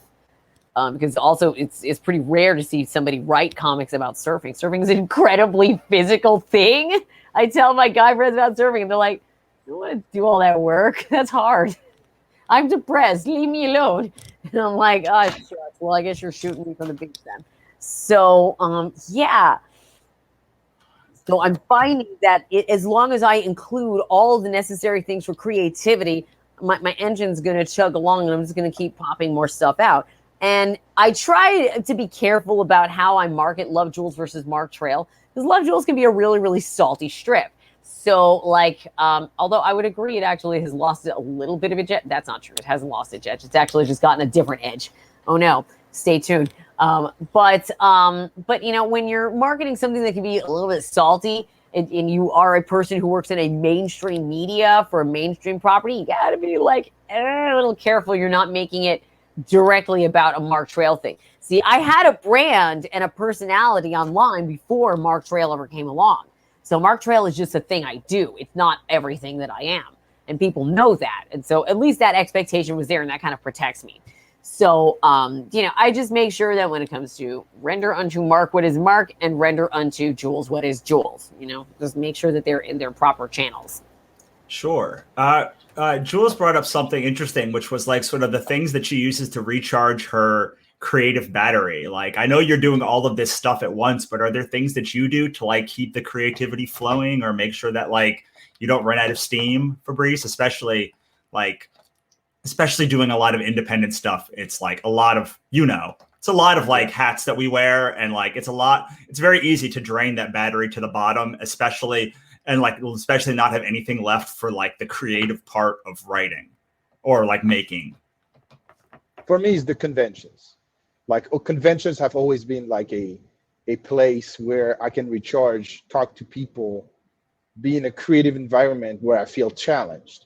And when you're like talking to fans and people who have no clue who you are for 10 hours a day, it really is a good challenge, and it brings a lot of ideas from conversations and from situations and conversations. Like, yeah. And I was fortunate and unfortunate, because it caused me a lot of pain, to do a few conventions recently, and I have like 5 programmed by the end of this year. And I know that every time I go to a convention, there's a new idea coming up. So it was always my happy place, and it was always the place where I would have my best ideas. Convention. So what did you do for the past 18 months then, or the past 16 months until conventions started again? Well, first I did Zoom conventions, not just Wannacon, but I did other type of conventions. I also had like some meeting with fans or live drawing sessions, and I had all those kinds of things to keep me busy doing stuff. No, I mean, like, even during the pandemic, it was still very creative, but at the same time, like, it was the biggest challenge of all, because when you can't go out, and most of us don't go out anyway. We are working from our studios, and we don't go out. So it's like kind of like comfy here. Like, I have my art table in the back. I have my Cintiq on the left, and I do everything from here. And it's like it's never a problem. It's never a problem. Yeah, I can stay creative and stay focused like all the time. Not really a problem. But you're right. It's easy to get drained to the point where you can't do it anymore. And I think that I'm right now reaching the point where I'm fully drained, because I completely underestimated how hard it is to be a full-fledged publisher. Yeah, I don't know how you. I don't know how you did it, man. I don't know how like you do the full publishing. I don't know how I do it. Like it like people told me that I could just put my stuff, like they would help me get my stuff into Diamond, and I was like, that would make me a publisher, and like it gives me such anxiety to do that part of the job. Like, yeah. I can do the editor stuff, I can launch the book, but like doing the publisher thing and getting it like into Diamond and distributed by bookstores and everything, it feels like that would be a full-time job of itself. That yeah. I would farm that out to somebody who's good at yakking. Like, you, get on the phone, start talking to people. Here, have some espresso beans. for sure. Let's finish this. Let's finish this off before we talk about your guys' work and give you guys another chance to pitch with just, I'm gonna throw a softball out there of like, so people are always looking for tips about how to do comics better, or like how to like maintain their focus, or just like how to build from nothing. And I would love for you guys to sort of give a couple of tips about how to like build a comic career and how to like actually build a comic like for their first time, assuming that most of these people have never made a comic before. So like, what would you tell them to like to make sure that they don't miss that they don't waste their time on the wrong things and they don't miss the right things? Oh, I love how you just started that. Don't waste your time on the wrong things. Oh, if I could go back in time and tell tiny baby Julie back there to just go, waste your time. Make crappy, stupid things on purpose. Because you know why? If you cut your teeth on dumb stuff, that actually builds up to the more serious stuff later, all right? It's only when I let go of the expectation of trying to create this important, perfect thing that that I was just like, let me just make some stuff that's dumb, but that just makes me feel something, that's just funny. We're dealing people their own emotions. Make something small and stupid that just makes people feel something, even if it's small or lighthearted or scary or dark or whatever. Like, just sell an emotion and stop focusing on just making a perfect thing and make it stupid on purpose. I find that, first of all, when people let go and make it stupid on purpose, that's when they blow up. I mean, that's kind of what I did with Love Jules, because Love Jules it looks polished because that's just what I do. But otherwise, a lot of the jokes are very spitballed. So, I would say start expressing yourself first. Like, what kind of feeling do you want to express? And the feeling that you want to express follows into your brand, believe it or not. So, obviously, part of my brand includes a lot of passion, a lot of fire, but also peace and respect for nature and femininity, right? So, like, a lot of that just balanced out just by just existing. But anyway, that's another thing. Cultivate your own personality, and then you'll have a comic to write about. Do things. Go trip on a rock or something. Then you'll have a story to write about. That's another thing. I'll second that, and I would say, like, I'm self-taught in everything that I do. I'm a self-taught writer, self-taught journalist, self-taught artist, self-taught publisher, letterer, designer. Everything that I learned it myself, and because I was curious, and I have hard time accepting people saying no to me. So I would say, show your personality, show your colors. Talent is not duplicable, so your talent is unique. So if you want to do something with it, even if it's bad. It will improve to the point where it becomes good, and you will get noticed. And take your time. Don't try to rush anything. Don't try to be the next Jim Lee or to be the next Jen Steinen IV. You are you. Just go on your own path, walk to the beat of your own drum, and don't try to be someone else. Exactly. I'm the first Jules Rivera. You're welcome, everyone. I mean, if anything is a testament to that, to build your own brand on your personality, it's like the two people that are here are both incredibly successful creators, and both of them are very, very successful different. Is a relative word. To me, it is stubborn. Stubborn. Well, stubborn and success often go hand in hand. So, like, let us. You find success because you just refuse to go away. Eventually, somebody hands you a job. Like, fine. Exactly. Oh my God, I'm not dead yet. Here, do this. And I'm like, thank you for finally noticing how amazing I am. Thank you. Or you just keep releasing books until finally someone's like, fine, I'll read it. Oh, it's good. Like, or you make stuff so long that like suddenly you're like good at it. And you're like, how did I do this? Like, you just were stubbornly stupid and didn't stop. And like, there you go. Black market heroin. Like black market heroin. Absolutely. That's absolutely true. Okay. So let's start with Jules, and we'll finish with Fabrice, and we'll talk about your work in whatever way you want to discuss it, and where we should go and check it out. Alrighty. Okay, my name is Jules Rivera. My website is www.julesrivera.com. You can follow me on Instagram at Love Jules. You can follow me on Twitter, Jules Rivera. On TikTok, I'm Love Jules, but without the dot. And I also do TikTok videos, and I'm actually been exploring a lot of fun stuff there. I've discovered, hey, maybe I could be a director one day. And I was like, I realized like I'm stupid with TikTok, but I can actually make things that are fun and stupid, and people like it. So it's the same process. You know, you can grow that little sprout one day into a mighty plant.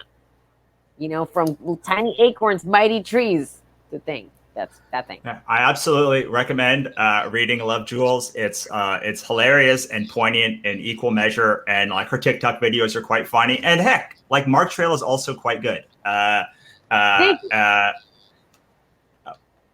yes, all their stuff is amazing. If you tune in on Sundays, you will learn some things. Get schooled up.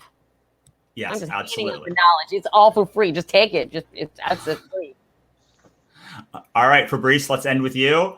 I right. have all of the things pulled up for there's you. more. There's more. So Noir's the New Black, 16 stories by 40 Black creators that I'm honored to be the publisher of.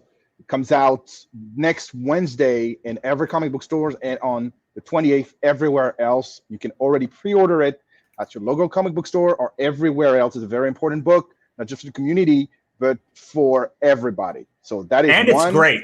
And it's great. Like Thank also, you. like I was surprised at Yes. how many amazing creators were in there. Every time I turned the page, I was like, I know him. He's great. He's great. She's great. They're great. Yeah. There's literally no weakest link in this book, which is rare in an anthology. So I'm very, very proud of it. Then in October, you have Intertwined coming back. It's a new edition of my creator-owned. It's a Kung Fu noir book. It's a hero story from the perspective of an immigrant. It's a very, very important book for me, since the Spirit of the Earth, which is the main character of Intertwined, is the poster boy for my company, Fair Square Comics. So yes, it's very important. Order it. Ask your retailer about it. It's a very important book. Then Mutiny. This is the cover to issue 0, but Mutiny comes back in November into magazine, and you can also order it. Very important to help independent creators.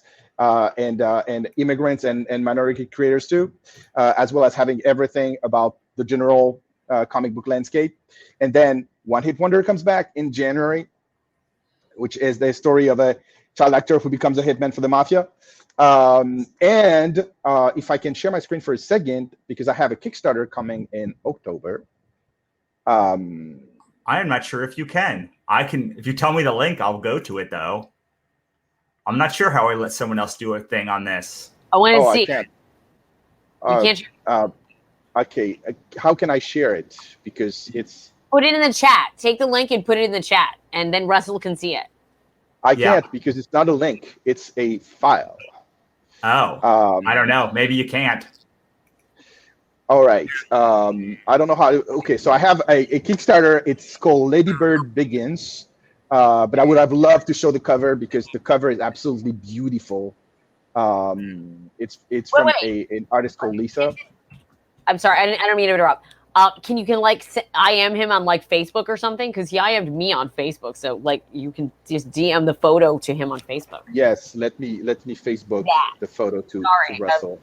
Sorry, right. Engineer being annoying. Sorry. And you all gonna like it. I really want to see this. Yes. Okay, where is it? Of course, I was not prepared. I am so sorry. It's okay. I wasn't prepared either. Like I literally had this idea like 3 days ago. So you got it, Russell. All right, got it. I'm my own screensaver. All right. Flying toaster. All right. Let me put this over here. We can all see this now, hopefully. Yay! Yay! Oh, that's so super this is cool. Lady Bird, and this is a story about freedom, how to end patriarchy, and how to fight greed in the healthcare system. Awesome. And with superpowers. and I've seen a bunch of other art you've done of the Lady Bird, right? And it all looks really really cool. So like I can't wait to check that out too. All right. Now we've done another hour. We've only got 1 hour left. Let's say goodbye And to thank Jules. you, Russell. You're awesome. You're awesome. Both of you are awesome. And bye, Fabrice. We've done 3 hours of this. And yeah, I'm going to go for a second. I will put back up Black Market Heroin. And I will be back in a couple of minutes after I get some more of something that will keep me up for the next hour.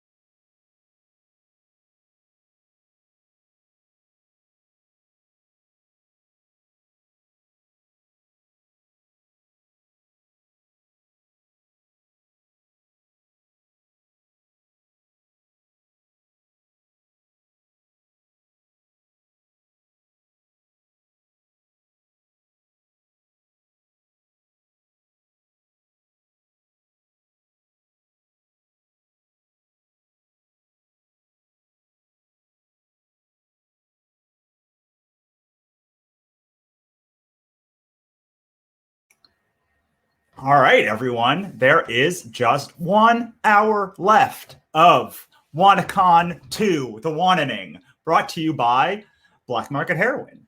So Black Market Heroin is about a criminal who accidentally saves the Antichrist and has to keep her alive until morning so that her blood isn't used by a demonic cult to open a portal to hell and start the apocalypse. This morning, we just unleashed our $11,000 stretch goal, which we're not that far off from. Only $1,200 to go for that. It is the novelization of Black Market Heroin, which will be included in And Magic Follow Behind Her. But everyone who backs, even for $1, gets it for free if we hit the $11,000 stretch goal. You can see we already unlocked this $9,000 stretch goal, which was my birthday bundle, which has all of these amazing books in it that you guys, again, get for backing for even $1. And then you get my awesome book drawn by Camry Lapka, lettered by Joel Rodriguez, and proofed by Katrina Rotes. And look, I mean, it's so adorable, and action, adventure, and monsters and magic. I mean, what's not to like? So you can pick that up at russellnolte.com/BMH. And with that being said, I'm going to start bringing on our panel for this last hour. And I am gassed, so I hope they have all of the energy. I'm going to start with Kelly. Hi, Kelly. Hi. It's great to see you. Good to see you too. It's been way too long. Oh my gosh, it really has. Yeah. Really How are you has. enjoying the? I'm not going to call it the country, but I can't think of another name for it besides. It is the country. I'm enjoying it. I miss Los Angeles, but yeah. You know, it's the country for Los Angeles. It's like Los Angeles. Really is. It's like a different thing. It's not like, all right. It's a totally different world. It's a totally different dimension for sure. Absolutely. All right. I'm going to bring on Chuck now. Awesome. Hi, What's going Chuck. on? What's up, man? How you doing? I'm doing really good. Really excited. I think it was smart of you to bring in people like us because we have high energy. So that's going to work at the very last, the last leg. Yeah, because like I don't know what questions are right now, and most importantly, I have no idea how I did this for hours on end and like 3 days in a row last year. Like I did it for 4 hours by myself, and I am like gassed. I think the only reason I was able to do it the last 2 times is because I had a co-host. But like 4 hours is the max amount of time. Like I was thinking about doing this from like 10 to, oh my, I would have been dead. I'd have been just dead. I'd have been gone. I can imagine. Yeah. So while we wait for the final panelist, let's talk to Kelly. Why don't you tell us a little about yourself, and then we'll go to Chuck. Cool. Awesome. Well, I'm Kelly Sue Milano, as you can see, I think here. Am I pointing at it? Yes, you are. I am the writer of Hex 11, which is an ongoing comic book series. It's been such a long time since I've kind of done the spiel that you're so used to doing at conventions, right? I know. I've been doing it all day today, and it's the most I've talked about this book in ever. It's crazy. I'm like, oh my gosh, what's this book about again? It is, again, an ongoing series. It is witches, magic in the future. In the world of the book, magic has been discovered as a new technology, and it sets off all of this really beautiful drama and chaos. It is, of course, created and drawn by my illustrious colleague, Lisa K. Weber. You can see her artwork here as Russell scrolls through. We also have a little sub story with the dragon kitties. They were kind of a background, sort of a background fun thing going on in the book that people just were really drawn to. And of course, Lisa, again, I mean, she's a genius. Right. She brought them into their own little world with Hex Dragon kitties, which is super cool. One thing I know, if you have a kitty in a magic book, they will become the star. Like that's 100%. just So this is the first time when I read your book, is the first time I ever heard of technomancy. Like I'd never heard of it before. And I read it and I was like, oh my God, this is like witches in the future with cyberpunk? Like what is my world just literally, my mind was blown. Yes, it is. I love to hear that. Thank you so much, because we love to make it. And we're really excited about bringing out our next issue. Issue 15 is going to be coming out, I believe, at the end of September. And you know, the pandemic put a little bit of a crunch in our production schedule. So we're excited to be bringing a new issue out soon. It's just, I mean, we love making the book so much. So And we have, you can find us on all of the social medias, Comixology, Kindle Bookstore. You can find your comics where all comics are found, I guess, on the internet these days. Awesome. And Chuck, you have a little bit here. I'm going to bring up your Facebook page. You don't have a website. Ooh, it's almost easier. Yeah. You've done. Yeah, go for it. No, thank you. I'm a writer and editor. So as an editor, I'm working on tons of stuff. Like as of 15 minutes ago, one of the projects that I was on just funded and finished. But at that time, I had 4 projects on Kickstarter. Now it's down to 3. So now I get to breathe because it's only 3 on there. Wow. I'm the editor, so they don't expect you to push it a lot. But it's always been my thing that I'm like, no. I want to me, it's important to be a member of the team. And so even as the editor, like I'm pushing it and I'm talking about it. And that's kind of just sort of my work ethic. I'd rather be a part of a team than just some guy by himself. And really, I try to treat a book like I want my crew to treat my books. So yeah, that's been really great. I also have my own book, Belial, which is about the original creator of Hell. And we did issue 2 last year, and now we're currently working on issue 3, which is a Hell action comedy. And then I have my own Welcome. Yep, that's that bad boy right there. And they're cute as heck. And then is this Dave Jackson? This art? Yeah, that one was. Nice job. Yeah. Wow. And then also I have Essence House, which is our bi-weekly audio drama. Third season already, right? Third season. That's right. Yeah, we're just finishing the 3rd season. Where episode 9 drops on Wednesday, and then we'll finish the season with episode 10, and then we go on to season 4, which will be the end of that book, because each 2 seasons create a book. So that's pretty great. We're super excited, and so yeah, man, just have tons of stuff going on. Right on. Awesome, man. Thank you. All right. So I've been kind of obsessed with this idea recently, which is like, how do you pick the idea?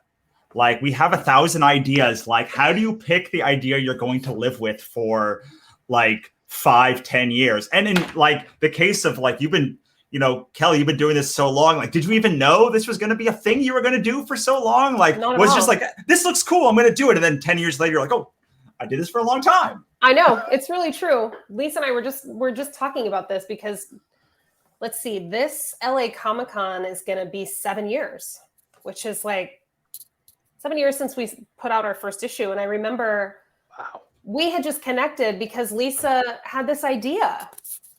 And she, the story of Hex Comics is Lisa and Lindley, our producer and editor, were longtime friends. And Lisa went to her and, it was like New Year's Eve and you're talking about what you want to do with the rest of your life, right? And Lisa said, I want to make a comic. And Lindley, she's like, all right, well, let's do it. We have to find a writer. And so it was already kind of an interesting scenario because typically it's a writer that's looking for an artist, right? Right. And so when we got together to develop this book, I had just come out of the writing certificate program at UCLA. I was really excited to write. And, Lisa was explaining to me the idea of Hex 11 before there was even a title or anything. And of course, I'm just like, this is like the dream story that you want to write. And we were just so excited to put out the first issue. We had no idea. I mean, we were coming into this whole space sight unseen. We had never worked in comics before, we'd never done anything like this. And so we show up to LA Comic-Con with our, 150 books, ready to take those to 3 shows. And we sold out of all of them before Sunday. And then we thought, cool. And then immediately afterwards, we were like, oh, shit. We got to make more of this book now. Well, did you think like, oh, cool, not knowing that was like a big accomplishment? Like, because I remember when I went to my show, I was like, I sold all my books. I was like, so that's what you do. You go to a show, you sell all your books. And people were like, no, that's not what's happening. Not at all what you do. And that's what they told us going in, because we talked to a lot of people asking, we don't want to go in here on our high horse and order 500 copies of a book and be stuck with them forever, what's a good range? And everyone said, don't expect to sell a lot. It's totally normal when you're new. So we were like, oh, okay, cool. Like, this is going to stretch us out. Nobody knows who we are. So when we sold out of all those books, it was just really affirmative that we had something special and that we should keep going. And so we did. And now here we are 15 issues in. We're going to be wrapping up our 3rd volume. And so much fun along the way. You know, it's just been such a blast. And so this idea chose me. I was chosen by the idea instead of me choosing it. Do you think, like, Chuck, you work with a lot of creators. Like, do you think that it's like that? I don't want, like, it's not idiocy, it's not ignorance, but like the inability to like know what you're getting into, like the naivety to be like, yeah, I'm gonna do this book and make a comic and then go to conventions and sell it. Like, do you think not knowing like what you're getting into on some level is like, I don't know, I almost feel like it's helpful sometimes as long as you're willing to learn, much more so than like knowing everything what's going to get into and then like having this plan and often being scared off from it. Like, I don't know, like you work with a lot of creators. What do you think about that? I think you're actually dead right. So like, I liken it to, I'm deathly afraid of heights. Like if I get up to say the 3rd floor of a building, I can peer over the edge of the balcony, but I'm like, my face is up against there because I can't afford to trip and fall or whatever my brain is telling me to do. But I have gone cliff diving from that same height into water because I love water. And so the thing is that my brain tells me if you hit the ground, you're going to die, boy. But if I hit the water, I'm fine. I'm an excellent swimmer. So there's like this ignorance that kind of goes with it, where it's like, if you don't know that jumping off that 3rd story is going to break your damn legs, you might jump off. And so, yeah, I've had lots of people who I've worked with who are just like, I'm like, I don't mean to be rude, but you have no idea. And I remember someone coming to me and saying, I want to do a 200-page graphic novel with, I think it was like 100 different characters. What do you think about that? And I was like, why? And they're like, well, because I want to do it. No, fuck that. That doesn't mean anything to me. Why? Why do you need 200 pages? Why do you, like, you haven't even told me about a story. All you care about is page counts and character counts. You're looking at this the exact wrong way. Give me a story. Give me something exciting. And if you get to that place, good for you. But you're creating an end point, like this kind of weird goalpost for yourself that makes no sense, because nowhere in there is making a beautiful story, interacting, have something that interacts with your audience, all that kind of stuff, which I find to be the keys of what we do. We're in the entertainment business, people. And people don't necessarily find 200 pages and 100 different characters of crap entertaining. So, yeah, the ignorance helps, but yeah, I think also...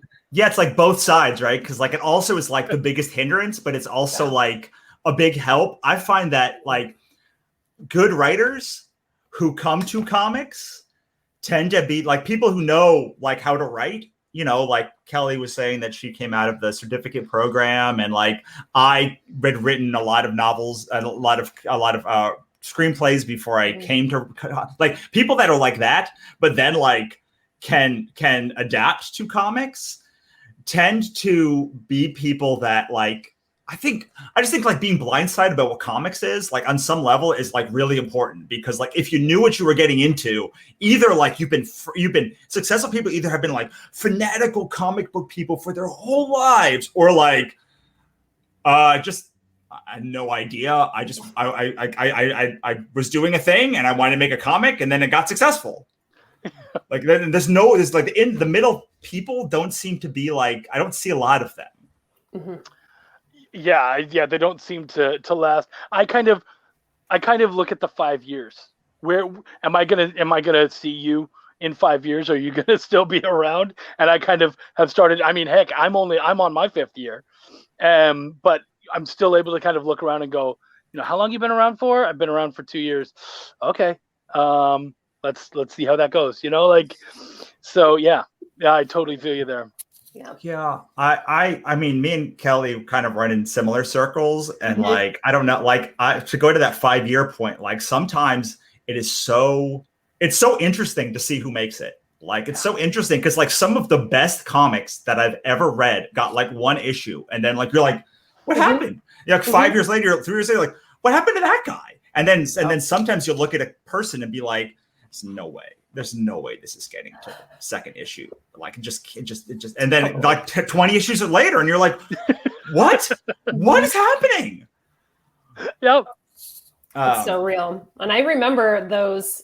I remember year 2, year 3, where it's, for me, it was never the work, it's that was the easy part. It was more so the circuit, the year after year of the circuit and all the shows and all of the, the Kickstarters and all of these things. After a certain point, you really are, I don't like to use this analogy, but it's the only one that's coming to me right now. It's really where you separate the men from the boys. Do you know what I'm saying? After, we did 9 shows our first year. We did 8 shows the following year. We did, I think, 7 shows year 3. We only did 4 in our 4th year because I had to go and, have a kid. And then, we haven't really done a whole lot in the last year and a half due to just general reality. But, well, you had Lindley also, who you had Lindley. Lindley, who's like I would see sometimes you behind her, just like glaze eyes, my God, yeah. You're like, and like how important, like how, like I'm always so impressed by the team that you built, and like I know that it's not really like you came into the team and then you kind of like mold, but like how do you maintain that like strong team? And Chuck, I'd love to get your opinion too, as like, especially as an editor who like is part of these teams and like maybe even most responsible for keeping them all happy. But like, Kelly, how do you keep it going for 7 years? 'Cause like I couldn't imagine. Oh my gosh. Well, I think that there's a lot to be said for knowing who your people are. I feel that so many things in the past, like things would have wrapped up much quicker if everybody would have just been honest and been like, you know what, this was a great project. Let's leave it here. So there was that. We knew like, okay, we all have a common goal and we have the same interests. And we also have our own areas of genius. They overlap a little bit, but so long as we're respectful of each other's areas of genius, this is going to go great. Lisa and I had no problem saying we're not good at the talk about it shit. We're just not. We're not going to try to be that way. We're just going to totally take that in and know that about ourselves, which lets Lindley be Lindley. And she is like the world's greatest hype man, period. We say all the time, without Lynn, Hex Comics as it exists now would not exist. Wow. Right. And same with Lisa. It's very clear what Lisa is genius at, right? And then also being of a certain age by the time this was all happening, that played a huge role in it. And just having a deep respect for each other's abilities and checking your ego at the door. I mean, that's going to get you places no matter where you're at. Yes, so, if you can have an amazing product and be humble about it, like it really opens a lot of doors, I think. Like, because like most people who are like that are not like that. Like, Chuck, what do you think? Add words. Yeah, right. A lot of times I'm the first person brought in. I'm going over the outline and the script early. And so then it'll be like, who do we want as an artist? And, looking at the art is, to me, like only a quarter of it. I want to also be able to know that who we're bringing on will help push it. And they're going to talk about it. They're going to be excited about it. They're going to bring it all to a whole other level. That stuff to me is so important. So, and finding someone who is also a good team member, who will understand the brand of what we're doing, the idea. So I'm again, I've worked with so many people that they'll come and they'll be like, who should we go to? Ooh, you know what, for this one, I'm liking this person, that person, that person. Or like I'm working with LK, Leanne Ingino, and she's amazing. And she'll be like, I'm so new to this. She's working on her first book, first and second at the same time. She's insane, but great. And she's like, who do we have for colorists? And I'm like, okay, well, here's some ideas. And then she comes with like 50 more.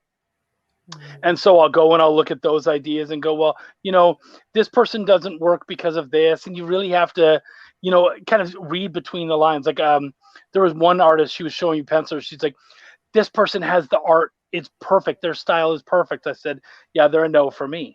She's like, why are they a no? And I was like, because they only have 3 pages of sequentials in their entire portfolio. And it's just the 6 blocks.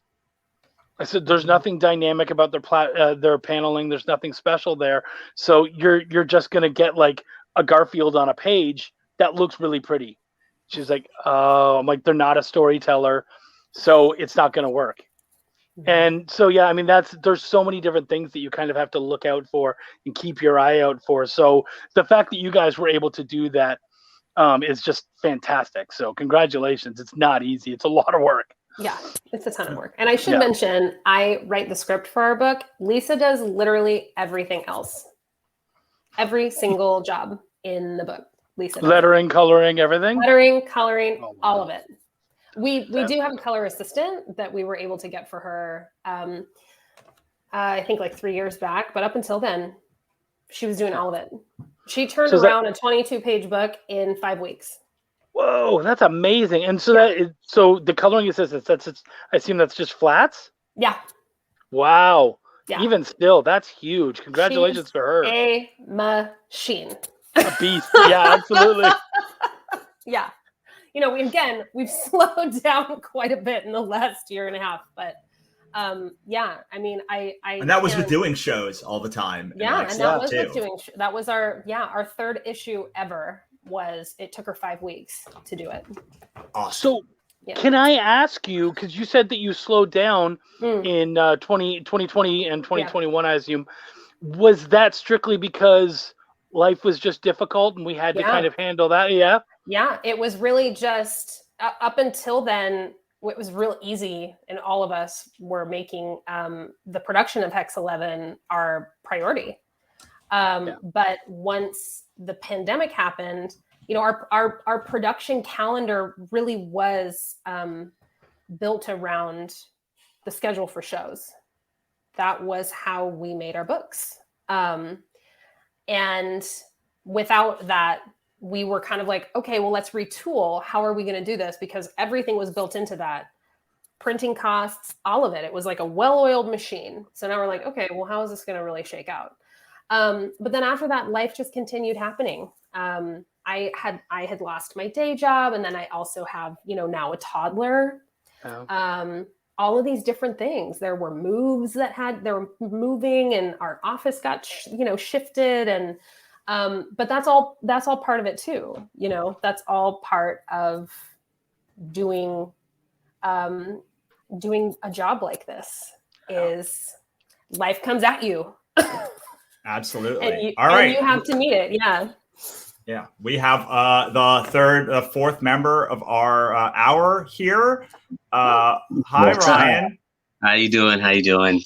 Good. You came in just in time. CJ has a bunch of questions, and we're now going to do question and answers. So, Ryan, you want for a second too? I got kids and randomness. No, it's all right. It's all right. We all got along without you. Figuring you would come when you could. So before we get to questions, you want to talk a little bit about Con Artists? You're a Kickstarter right now, or? So Con Artists, it's running right now. It literally was just a fun idea I had to kind of intertwine the con life that people don't see. All the ins and outs of, being an artist trying to get into the industry, writers, cosplayers, celebrities, and then of course you got to throw into some real life superheroes in there. Sure. But basically just a way for me to make fun of our own process. Yeah, I love it. I love the art. The art style is amazing. Like I can't. I love it so much. I was lucky I got Kit Willis on it. So Kit is amazing. Yeah. He'll be on something like enormous soon because like I can't. Every time I see his stuff, it's just like blows my mind. Well, they have Good Boy coming out. I think it's already Ashkent's out, and that's going to be massive. I think that's going to be huge. Yeah, for sure. All right. So we have a bunch of questions from CJ. Thank you for making my job easy, CJ. All right. These are all real good questions too. As con people, do you think someone can have a successful comics or an overall like writing creative career without going to all the in-person conventions? Ryan, since this is like, I think you go to a lot of conventions. What do you think? I don't think you would have as successful as a career. You have to put in the legwork. You have to get out and show face. One of the biggest connections you'll make is at conventions, and that's with the people that you're trying to essentially, sell to. But I always go to conventions with the main purpose of meeting people, and that becomes your fan base at first. So if you don't do those, you're not meeting those random people. You just when their guards down too, right? Like at a con. Right. Yeah, if you go into any comic book shop in, anywhere in the country, most of the time you're going to get the big industry names, the Marvel, DC, Image, all those, the big three, and then Aspen, Aftershock, all those. You don't really get to see what you can at a convention. More people are open to seeing what you have to show them at a convention than they will just be going into the shop. Most people have a pull box. If your book isn't on that pull box, it's never going to be seen. How about you, Chuck, Kelly? Anything to add to that? I think he's pretty dead on, actually. Yeah. I think also moving forward, it's also about networking with like other editors. Like if you want to do a lot of freelance work and whatnot, it's definitely meeting other editors, meeting other creators. That face-to-face, you can't kind of say no to it. So do I think you won't have a career? No, but I think that it's a jump start. It's definitely a big help. Not going to hinder it. Yeah. So you might at least, even if you are able to attain heights, it's going to be a lot more work, an awful lot more. How about you, Kelly? Anything to add? I completely agree with everything that Chuck and Ryan have already offered. I mean, like I was saying before Ryan came on, conventions are what made Hex 11 what it is, without a doubt. I will take the counterpoint to all of this then. Though I agree with all of you, I'm going to take the counterpoint anyway. I think that, it's just way easier. It's just way easier. Like people have their guard completely down. They're walking through they're literally there to buy something, as opposed to like Kickstarter or Facebook, or like they're not there with the express purpose to buy something. It's like they're going into a Kmart. Like they want something. They don't know if it's your thing, but like they want something. And so it brings the guard completely down. It's the best ROI, I think, if you can, especially at your local convention. You can spend $300 on a table and make a couple grand. Like there's no ad you can really run to get that kind of ROI. That being said, like I think you either have to get really good at conventions or really amazing at running ads / like building a mailing list, really ads, because that's how you build a mailing list or orders or anything. Like you have to be good at one or the other. Like it doesn't matter which, but I've never met a successful creator, or that's not true. I've rarely met a successful creator that is not at like Marvel, DC, Simon Schuster, Random House, any of those places that like didn't have one of those two skills. That wasn't either like amazing at conventions or incredible at advertising. I think it is at this point too. It's definitely easier with the tools at hand, like Comixology Submit. You're able to reach readers all over the world. Obviously we can't leave out Kickstarter. That's becoming a huge place for creators to go in with the loss of in-person conventions. But like you're saying, Russell, you have to get good at these tools. They're not like the best part about conventions is that you just show up. For the You most don't even part. have to be For the most part. You don't even really have to be that good at conventions. Like if you are affable and present and you have a good book. No. That's not true though. You've got to be at least be able to be a people person.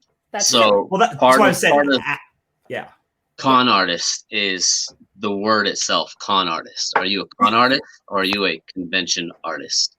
Right. Because how many shows do we do where we see artists, writers, vendors, all these guys that they can talk you into buying something. It's not really what they are or it is. Mm-hmm. You're a con artist. You're good at what you do. You're good at being a convention person. The other side is being a convention artist. You go and you're representing yourself, but you're true to the people. Mm-hmm. I don't go in there and I'm like, I'm this so and so. I do this. I go and meet people, interact. Mm-hmm. Yeah. So sorry. Maybe I should. What I meant was not like you don't have to. When you're doing ads, you have to pretty much be perfect. Like everything has to be perfect. When you're doing a convention, you can stumble over your words. Like you can fumble over stuff. Like people are so much kinder. Forgiving, yes. And you're sitting in front of them, like the barrier just drops. Right. So, like that's what I meant. Not like you don't have to be good. You just don't have to be like perfect every pitch to do well at a convention. And you can even learn by the end of a convention how to like do a thing. Without, once you've paid that $300 or whatever it is for the table, like that's the table. Like you don't have to up your spend if you don't want to. All right, another question. If you could pinpoint one thing that makes something or someone fail, what would it be? I'm going to say in this generation, man, lack of motivation. I've always gone in like, I love the greats, clearly, Campbell, Jim Lee, Joe Matt, all these guys. And one of the best advice I got was from Joe Benitez. And he's like, I'm a big fan. I can love his work, but I should always strive to be better than him. Put in the work, put in the legwork, practice, study, do everything you got to do. What's the Kirby saying, man? I'll draw every day. Most of the things I've seen right now is somebody creates something and they think it's going to be an instant success. They don't want to do the hours. They don't want to put the time into it. So you got to remember there's somebody right behind you that's hungrier than you are. So you just got to make sure that you want the bigger plate. Yeah. Chuck, what do you think? I feel like being in the online world, not recognizing that there's a community and just kind of being like pushing and not understanding that, there's a lot of other people and spending that time, getting excited about other people's stuff, showing it off, being a part of the different events and all that kind of stuff. And, kind of, pushing that ego aside and going, hey, you know what, your thing looks really cool. I want to show that off too. And I've heard people go, well, why would I show their stuff off? They're my competition. It's like, oh, you're so lame. You have no, they're not your competition. There's not someone who's going to be like, I'm only going to buy one book for the rest of my life. And it's this one. That doesn't happen. It's not a thing. So you don't have to worry about that. And I feel like not worrying about it and showing that you're someone, by showing off certain things, you're also showing off parts of your personality because you connect with that stuff. There's a good chance that they'll also connect with yours.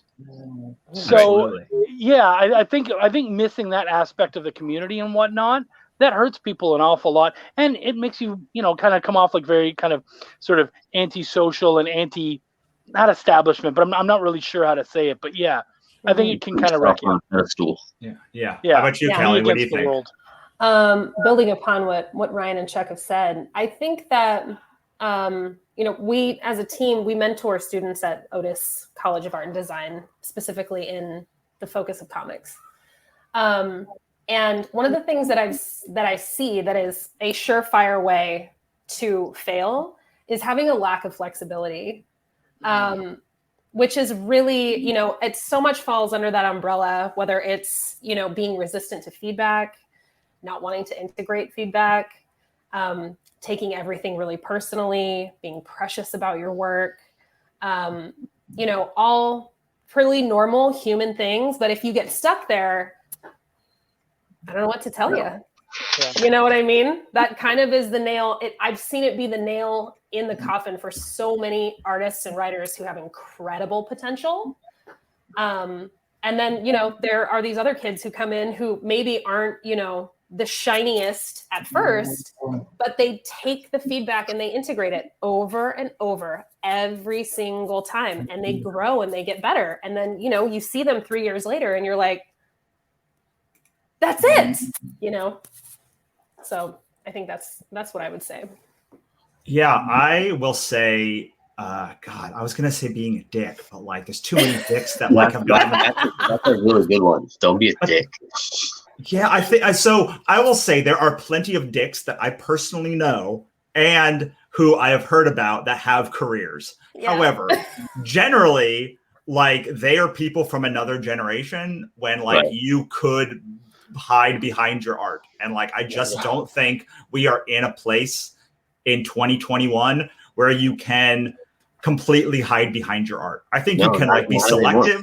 Yeah, you can be selective of what you show.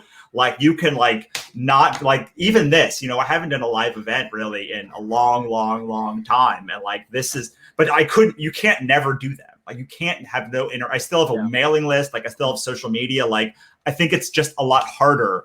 And Twitter and Facebook being what it is, like, it's so much easier for people to figure out that you're a jerk that like it bums me out, all of the books that I will not buy anymore. But like, I think that yeah. Well, also just people don't, you know, people just don't want to work with you. I think that like, you know, I live in LA, Kelly lives in LA, and we both come from screenwriting backgrounds. And like there used to be this thing that was like the director who was like a diva, and like they were like that was the right of the director to like be an asshole, and like you know, that was like, it was never something that sat well with me. But I was like, well, I mean, I guess. But now I realize that like no one wants to work with you, like no one wants to work with you, and like people are taking their mental health a lot more seriously now than they were in 2010. Like it just won't fly. And like you do really get more flies with honey than you do with vinegar. And like you get more flies, you get more friends building people up and like helping them get to the next level. And also you get to the next level easier because there's always going to be somebody that like you is picking you up and someone that like you're picking up as well. And like, you can learn from both of them. Like there are things that people that like are not at the level that I'm at now, like have taught me by like actually going down and saying, yes, I'm going to help you up. And I'm like, oh my God, that's such a great idea. And people that are like way above me also. And they're like, so you have to, being a dick is just like, it's bad business all around. And it's just kind of a shitty way to live. Well, I also think if you're at a point in your career where you're asking, how do I not fail? Don't be a dick is definitely a mantra for you. Needs to be a shirt. Yeah. Don't be a dick. Just don't. It's a Hex Comics house rule. Number 1. That's a good Don't rule. be a dick. It should be. Yeah, it should be. Yeah. Yeah, for sure. You see lots of that at conventions. Yeah. I mean, there's the stories that you see. And like, I think that conventions are great to do, to go back to CG's original question, because like, you really see who a person is. Like you see they like after 4 days on a convention floor, you can hide it for a day. Like, but like not every convention you're going to be doing well. Like some conventions that will just suck the life out of you. And all conventions will suck the life out of you by like Sunday afternoon. Like you're just drained. And like there are very few people who can hide their dickishness for an entire convention, especially when things are like compounding against them. Yeah. I mean, a part of that all depends on what you're relying on the convention to be.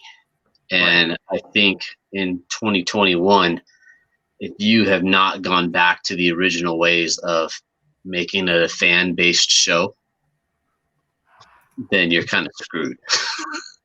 And that will put a damper on your mood, which again, turns you back into the don't be a dick. Yeah, absolutely. All right, so CJ has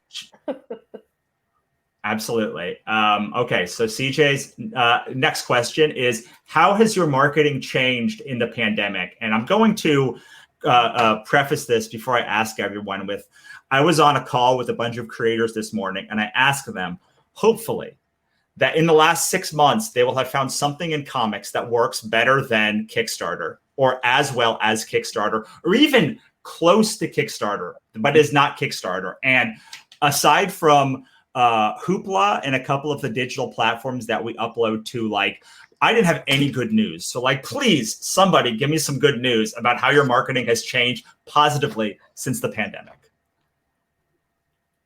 Nobody? I've got one, but I'll let them go first.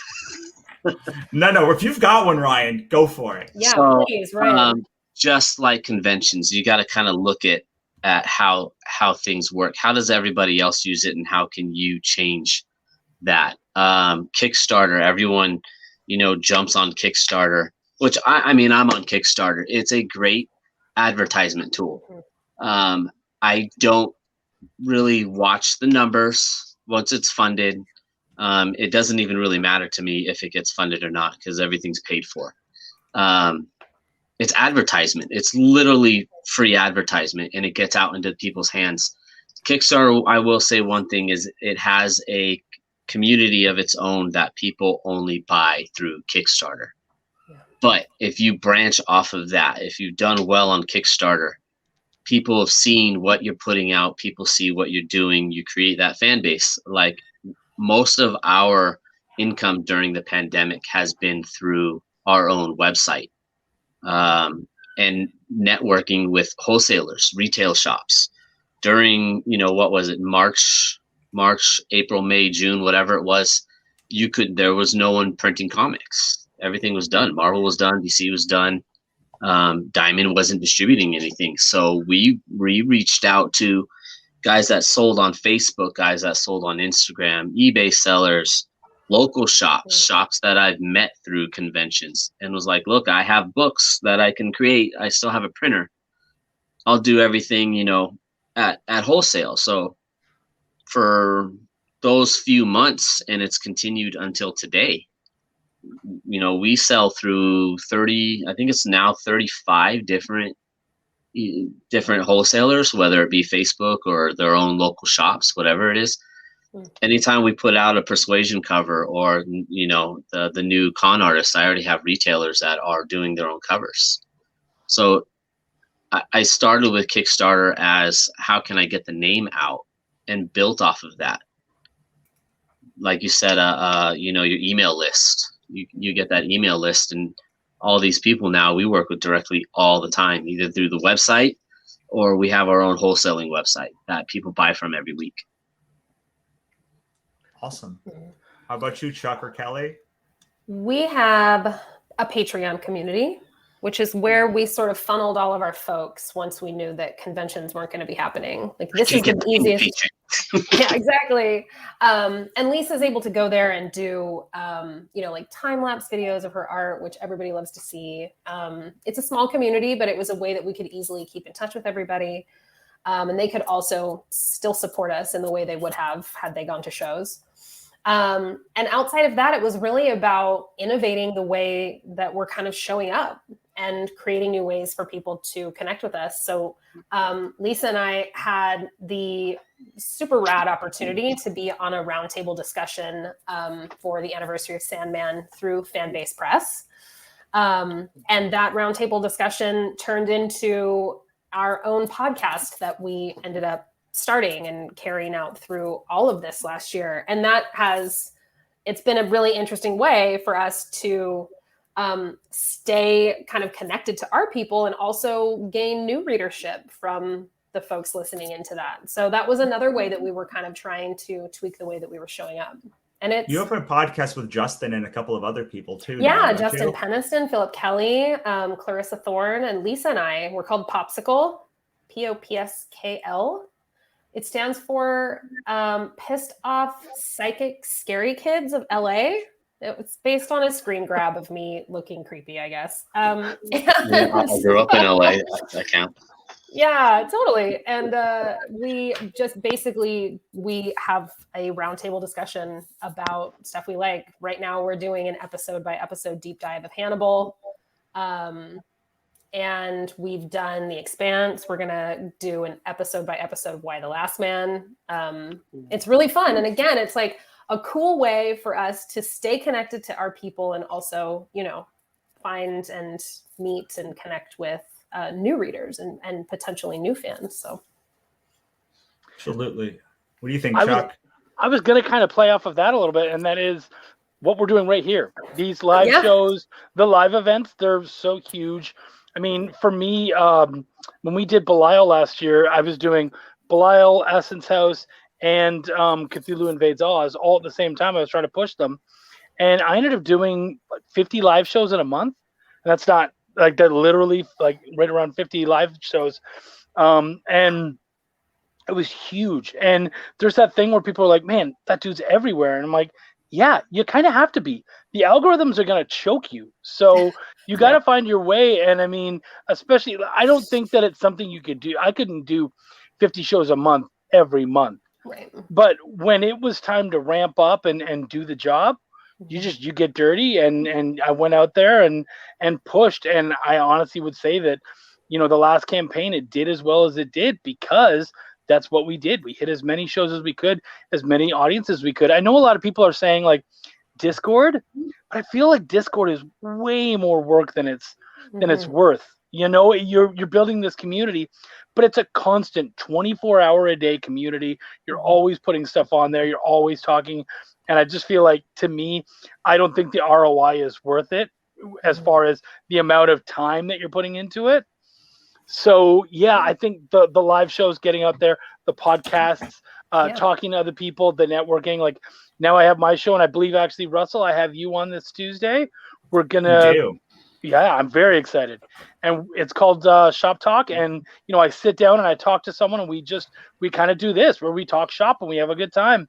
And I met so many amazing people, and I've been able to help them sell their stuff and sell my own just by getting out there and teaching people and, you know, kind of going over what we're doing. And yeah, I think that's huge.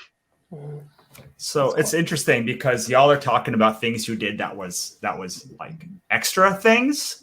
And like the thing that defined my marketing change was I do way less now. I do like nothing. Like I did like 3 live events when I first started the pandemic, and I barely do podcasts anymore. I cut my podcast off. I deleted my Instagram and my Discord and my TikTok, like all of it. Like I only have like 2 things. And I'm going to counter Chuck's point by saying when you do too much, what I found was when you do too much and you're too omnipresent, people always expect you to be around. And I decided that I didn't want people to expect me to be around. Like I wanted people to get excited when I was coming because I hadn't been around for a month. Now, granted, this is a definitely like successful creator problem where like people, because like when you're at the beginning, like no one knows who you are to like miss you. But I found that after a certain point, I got like I was like on, like everyone be like, I don't care that you're there. You're just going to be on another podcast on Tuesday. And I'm like, no, I'm not going to be, because I did like 100 podcasts last year, and I realized that like nobody cared by the end because like I'd said the same thing 100 times. And I got some new fans, but the fans who I already had like got burnt out listening to me. So like I pulled back a ton, and the marketing that I do now is I release a ton more books. That is the difference, is like I released 11 books last year. I'm releasing somewhere around 10 to 11 this year. I have an app. I have all of this stuff to release as opposed to being everywhere. So like now I center the stuff that I do around like I'm going to launch in January, and like, okay, I'm going to be a big push in January. And then once it's over, like, I'm not doing it until March, and then till June, and then I'm, again, this is a problem of someone who like makes a lot of books, not someone who like is literally at the beginning. But I found myself that like, I am now releasing more often things and not doing social media hardly at all, or podcasts or stuff. I had this mentality, like when I do conventions, I always want to be on a bunch of panels. But like when you do a bunch of panels over a long period of time, like, and it's all digital and you can be everywhere, like people are like, oh, well, he's going to be everywhere. Anyway, that's how I differentiate. I started putting all of my marketing around the releases and just releasing more things more often. Speaking of releasing stuff, we are about the end of our hour, and I want to give everyone a chance to talk about their work one more time. Let's start with Ryan and Kit's project. I'm going to pull it up. Con Artists. You want to talk about it a little bit, Ryan, and also other stuff you do, because you're more than just the con artist thing. Like you do all sorts of other stuff. So I did Con Artist again. It's just a fun back of the house story. I like literally I've warned people, I've had conversations with like Greg Horn and some of these top names, Chad Harden, told them about it, and they're all excited to be, inside the book, shown drawing like a workhorse. Some of these guys are doing covers. I was like, dude, no holds bar, like the dumb shit we do, excuse the language, after hours of conventions is gonna get in the book somewhere. Like, no one really sees the stuff that we have to deal with. When you first breaking in, trying to, share a hotel with 7 other guys because you just can't afford it. So I wrote something that was just literally going to be fun. It didn't have to always be, action-packed, pin-up style, all the stuff. Just every little thing I could do, I put it in there. But I didn't have time to draw it. So I wrote it. I've written 5 issues of it. They're being drawn now. Kit Wallace did the first issue, and he did an amazing job. And I actually have a new artist for issues 2, 3, and 4 that still has a cartoony look, but it's really awesome. But to go with what Chuck said, the whole cross promotion thing, if you're an independent comic fan, Big Dog Inc., Merc Magazine, Counterpoint Comics, we all kind of started similar time frame, and we're all friends. Jamie Tyndall, Murat Michaels, Tom Hutchinson. All these characters we're going to start seeing in the backgrounds. Like they're going to be dressed up, walking through cons. News reporters going to be filming, Critter jumping through, saving a bank. But we use it as a tool to promote each other's different comic series we've got going on. But we branched off of, I did a series and still doing called Persuasion, which is more the superhero sci-fi thing. And I just wanted something else that was just a little campy and more fun. Like some of these covers, it's literally all these girls are in cosplay with their, badges from whatever convention on. Just something fun. Cool, man. Awesome. All right. So let us go to who's going to click to next. Chuck. All right. Yeah. I got a bunch of stuff going on. Actually, I have 3 Kickstarters that I'm a part of right now. I'd love to talk about real quick. Braden Cox has Severed, which I got to work on with him. That's really cool. It's an LGBTQ horror romance. Really a lot of fun. Just and it's metal inspired, so that really got me too. So very excited about that. Travis Gibb has Expired, which is going on right now. It's just started and already funded. He's an amazing dude, and he's got issue 1 of Expired, which Travis is basically what's that? So Travis is good people. Oh, he is totally good people. He and I are very tight, and he has a Expired is basically like a sci-fi world where the amount of air that you have is you only get so much at a time, so it almost becomes like a currency. And then the last one is Crusade of Dracula by Joseph Dewis. and that's on its last days. I think it has like three days or less going on, and it's an absolutely amazing story. It's about the actual Dracula, Vlad Tepes Dracul, and it's about him in the 1400s and then him in the early 1900s, and it's just absolutely amazing. I learned so much, and he's so insane with the history that at one point I was like, you know what, I like what you did here, but I feel like it would be a little more dramatic if we did this. And he's like, yeah, but this actually happened, so no. I was like, oh yeah, okay, that's fine. I respect you holding on to the history, so that's cool. So yeah, he's really cool. And then of course, I'm working on so many other things, but if you guys could check out Essence House, which is our audio drama, it's on right now. Yeah, you can find it on absolutely all of the different streaming sites, and that is it's basically a time travel family drama. So and I would love it if people... and the first 2 seasons are part of the first book, right? There's a book. Absolutely. Yep. The first 2 seasons are part of the first book. And what's great is that if you feel like, oh, that's like 20 episodes, you can come in on season 3, and that is a whole new book. So you can come in and just kind of enjoy season 3, and it's its own thing. It still connects, but you can still read it separately, or listen to it separately. So if you're inundated and you look and you go 30 episodes, man, you can just start on season 3, and if you really like that, come on back and work through the rest. Awesome. All right. Thank you. Last, Kelly. Woohoo! Hex 11. That's our book. Magic is discovered as a new technology in this book, and a young witch in training gets herself in trouble when she inserts herself into a magical firefight between a demon mercenary and a black market magic dealer, and our entire story branches out from there. Everything that is anything you can find on our website, hexcomics.com. Our 15th issue is going to be releasing, fingers crossed, at the end of September. As of now, we are slated for Comic-Con Special Edition in November, and also LA Comic-Con. We'll see what ends up happening as we get closer to those shows. And you can also find Lisa and I every week on the Popsicle Podcast. This is on Spotify, Anchor, Apple Podcasts. Right now we're doing our deep dive of Brian Fuller's Hannibal, and we're going to be starting our big conversations about Why the Last Man. So exciting, next week.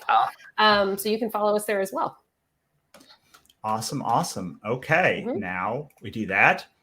And we've done it. Like it's done. We're going to say goodbye to Ryan and Chuck and Kelly. And thank you all for coming. Thank you so much for having me. And I can't say enough good things about the 3 of them. I mean, Con Artis is an amazing. Kit Wallace is amazing. Ryan's amazing. Essence House is amazing. It was also I know the proofreader for most of our books, Katrina, I believe worked on that book. She did. All right. Chuck's saying yes in the things. Kelly, I just joined their Patreon. So like, that's how much I believe in Hex 11. So definitely go and check all of this stuff out as soon as you can. Finally, I want to say a final word about Black Market Heroin. So, Black Market Heroin is our book on Kickstarter now. We're $160 away from 10,000. 10,000 unlocks a bunch of cool stuff for physical backers and digital backers. If I can find it.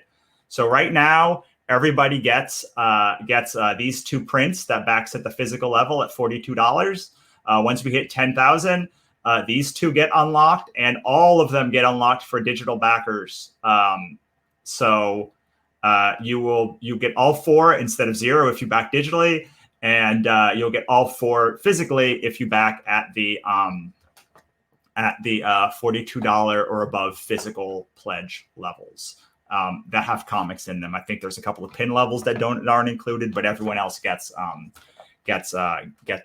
these. We are this was a huge labor of love for me. I've been wanting to work with Camry for many years now. Probably not many. Like, we haven't known each other that long, but basically as long as I've known her, I've wanted to work with her. And I finally got a chance to, last year. I didn't think that I would be able to get this book through production because I was kind of tapped out on funds. But like, the idea came to me, and Camry gave me a price that I couldn't say no to. And so like, I did this book, and I mean, I could not be more proud of it. I mean, I think that aesthetically, it's as close to my aesthetic of like the kinds of comics I love than anything I've ever done, with the exception of maybe Pixie Dust. I think that like, this is the kind of thing that, like, as far as comics goes, like, I would want to make for as long as I'm able to make it. So I really do hope that you that you check it out. I mean, the 2020 was 2021 has been worse, but like, has not been a great time for anyone. But like, I will always be so proud of the work that I was able to put out and the people I was able to work with over that time. And Black Market Heroine is sort of like, to me, the epitome of that. Like, it was a book made under really tough conditions. I did not think we were going to hit our deadline. I did not think it would be able to come out. But Camry pulled through, and Joel pulled through, and Katrina pulled through, and we just were able to make something that, like, I believe is really special. It's hard when you've made so many things to pick a favorite, because like, the one you pick is going to, like, other people aren't going to necessarily agree. And like, it might slight other creators who we worked with. And I truly love everything that I've worked with. And I say this every time I create something, because like, making a comic is magic. Like, every time I feel like it's a magic trick. And it always, every time we do it, it feels more and more like a magic trick. Like, it's a thing that shouldn't happen. You shouldn't be able to make a sequential comic sequential art that works in the way that comics do. And it's too little money. It's too much effort. It's too much heartache and heartbreak when you're in the middle of it. But like, what you get out of it is like something so incredible. It's like literally putting a piece of your soul on a page, which is the same with books. But with books, I feel like it's my soul that's on a page. But like, comics is somehow infusing all of your souls into this one piece and then binding it to a page together. I don't know if it's probably a better way to talk about it, but like, that's how I feel. To me, it's like all of these comics that we've made, the Katrinas and the Cthulhu's and the Ichabods, like, these are like my babies. Like, these are my babies. These are the novels are something, but like, I understand how a novel gets made. I do. I mean, you write a book, you write a thing. It goes like, you start a scene and you end a scene, and it's all in your mind. And like, I understand that process. There is something still that I don't understand about comics. I don't understand how you can find somebody that not only sees things the way you see them, but somehow makes it better than you imagine. Because a novel is your imagination on a page, but comics is your imagination given to somebody else who has to be the steward of it. And somehow, in very little text, you have to trust that they will mold something that you believe in, even though you have given it to somebody else. And they have to be a steward in a way that like, I don't know if I could, if somebody gave me a script and told me to draw it, if I had the talent. So, I mean, the novels if you just like the novels, that's great. Like, I love the novels too. Like, I literally write mostly novels at this point, but there's something magic about comics. And I've been doing this a long time, and I don't understand how you can write words, give it to somebody, and get something back that is both exactly what you envisioned and better than you could ever imagine. It's a magic trick, and I hope that if you don't read comics, like you'll try with Black Market Heroine. I hope if you don't like black and white books, that like you'll give it a shot. You'll trust like that I am a good steward of your taste, and understand that like I'm going to deliver a book that you're going to enjoy, even if it's black and white and it's not your chosen medium, even if it's not your chosen style.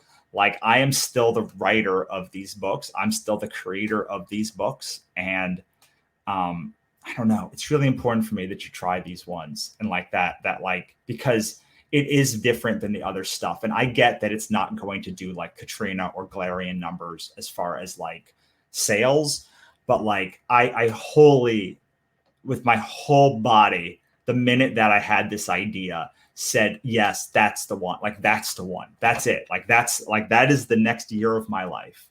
Even though I was working on Ichabod at the time, like, it was a whole body yes. And like, I hope before the end of this campaign, the next 10 days, you'll join me. It's beautiful. I'm looking at it right here. And that's my pitch. That's my pitch. It's about a woman who is a criminal who accidentally saves the Antichrist and has to keep her alive until morning to so that her blood can't be used to open a portal to hell and start the apocalypse. I'm going to do this thing and just give you one more like little flip through as we like sign off here. But like, just look at that art. Just like, look, it's so wonderful. And like, anyway, that's my pitch.